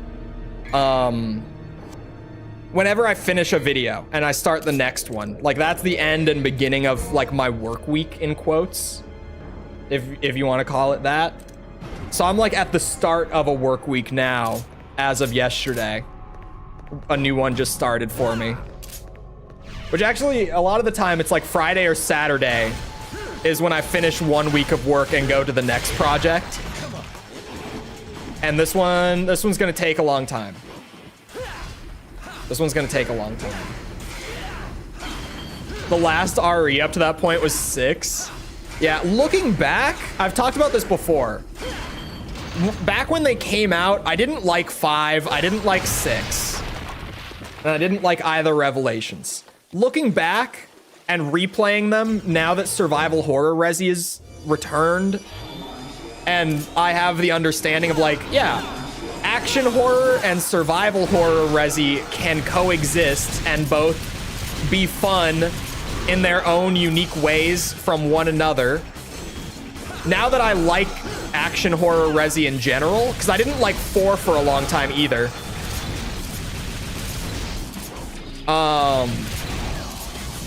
Looking back at those, I now like 4, 5, and 6. A lot, honestly, for what they are.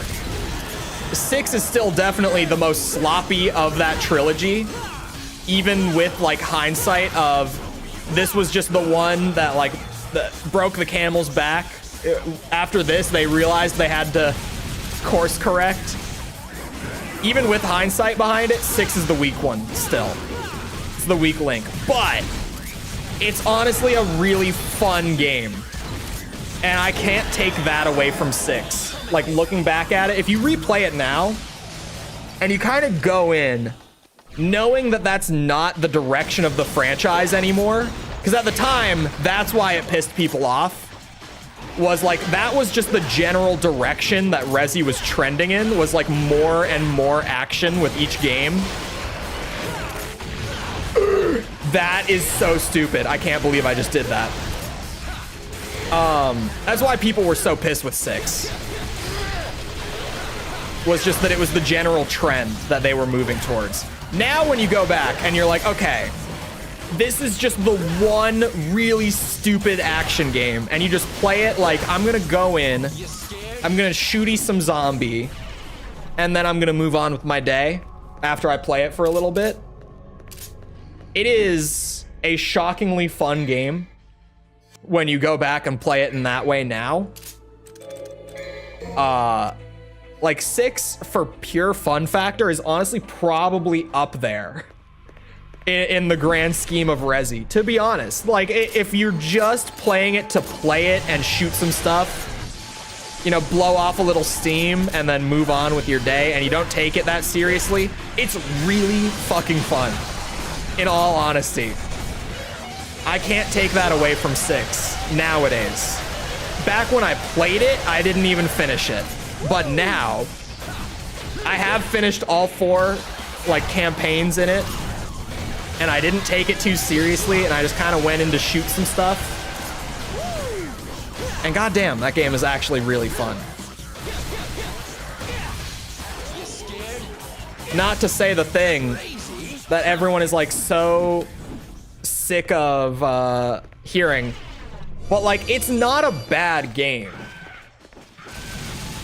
It's a bad Resident Evil game. The Navon trick actually failed me.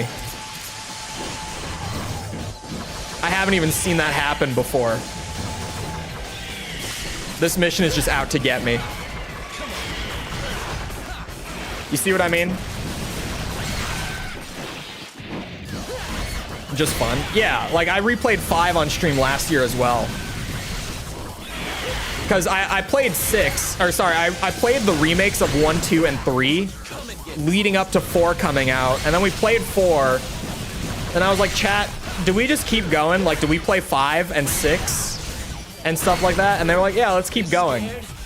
And so we played Revelations, and it was fine. I didn't really like it going back to it still. I'm not a big fan of Revelations, but it was all right. And then I played pretty much the entirety of 5. I didn't actually kill the final boss, but like I got to the very last chapter, and then it was kind of awkward because I was gonna have a stream where it was literally just the final boss of that game, and then whatever else I did after that for the day. So I weirdly just like, I put it off too long, and it got shuttered. I never did like 5, 6, 7 on stream. But 5 and 6 are really fun now. Revelations 1 and 2 I'm still not huge on, but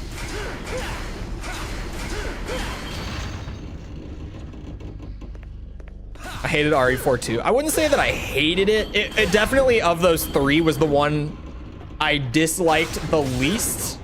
Like back pre RE2 remake, kind of reviving everything for me.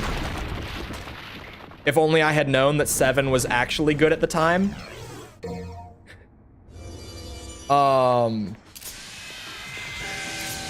But oh well. I seriously, like, off of the demo and like early videos of people playing it, when I was looking at it, it was like, oh, so they did Texas Chainsaw sort of thing, and it's just like reaction bait. This is terrible. And the first, honestly, okay, I think 7 is really good for like the first couple areas of actual gameplay. I think 7 is overall a mixed bag, and when it hits, it really hits. But then by the time that you get to like the puzzle section with, is his name Lucas? By the time that you're there, like, I've played all of that game that I really like. Once I get through the early areas, like the main house and then the Marguerite section, I remember her, the bug section pretty much. Once I'm past that, I've had my fun with 7. I could replay the rest, but I don't need to. Because past that point, like the puzzle section is fine, but it's nowhere near as fun on replay because, you know, it's just puzzles. And then beyond that, like the ship section, it's okay. And then like the finale after the ship, It's just not really that great. It just turns into like a shooting gallery beyond that point. The chainsaw battle was pretty crazy. Yeah, the Evil Dead reference was good. All right. I will finish this attempt, whether that is in success or failure. But then I need to eat dinner and get back to video work. And still not allow myself to go play Tekken 8. At least until I get enough shit done tonight. Then maybe. But even then, I actually... This is gonna be like the most nerd shit that I've said on stream in a week, alright? And I'm a game reviewer.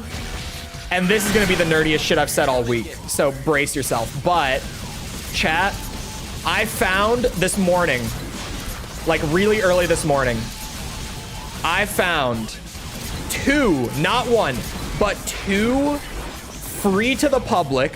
You know, you just genuinely like from the publisher, completely free to the public via like PDF download.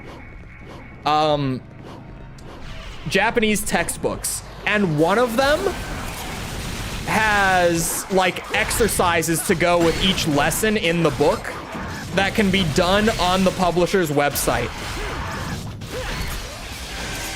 So I found some very, very good resources for my Japanese studies this morning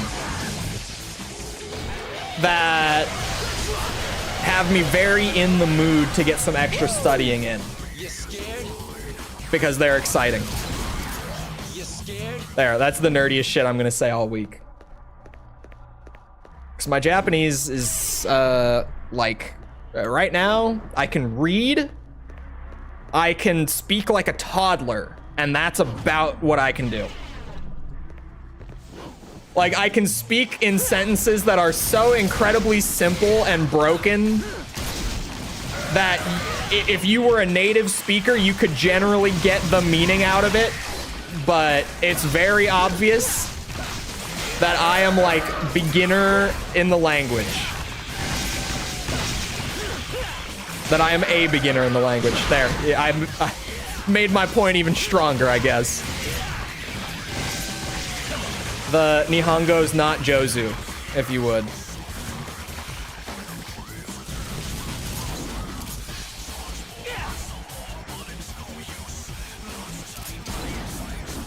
They're so far away.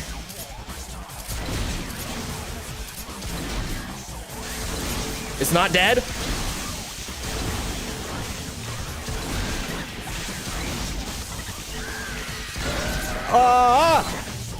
Thank God for Trickster.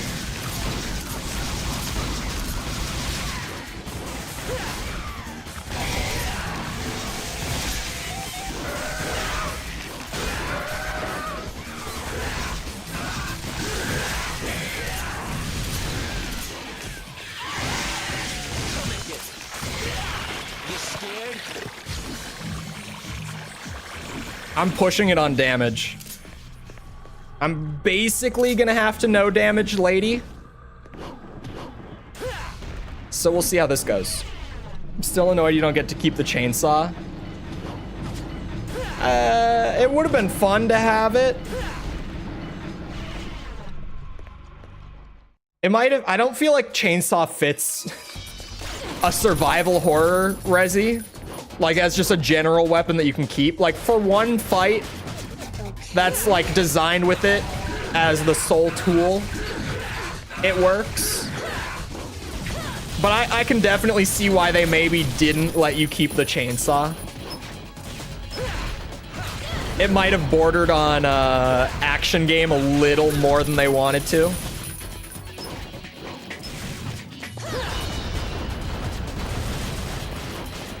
I tried to lock onto her. Ooh, ow, ow, that was a lot. That was most likely too much.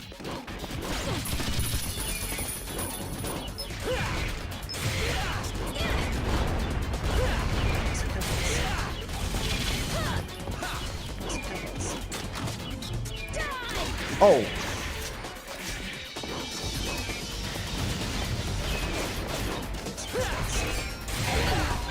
Oh no! I did not mean to put her on her ass. She shoots back and gets away after that.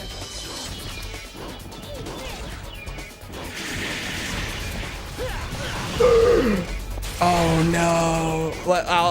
We'll see. We'll see how much it is. It's not the run, but now I need to see how close this was. You're shitting me.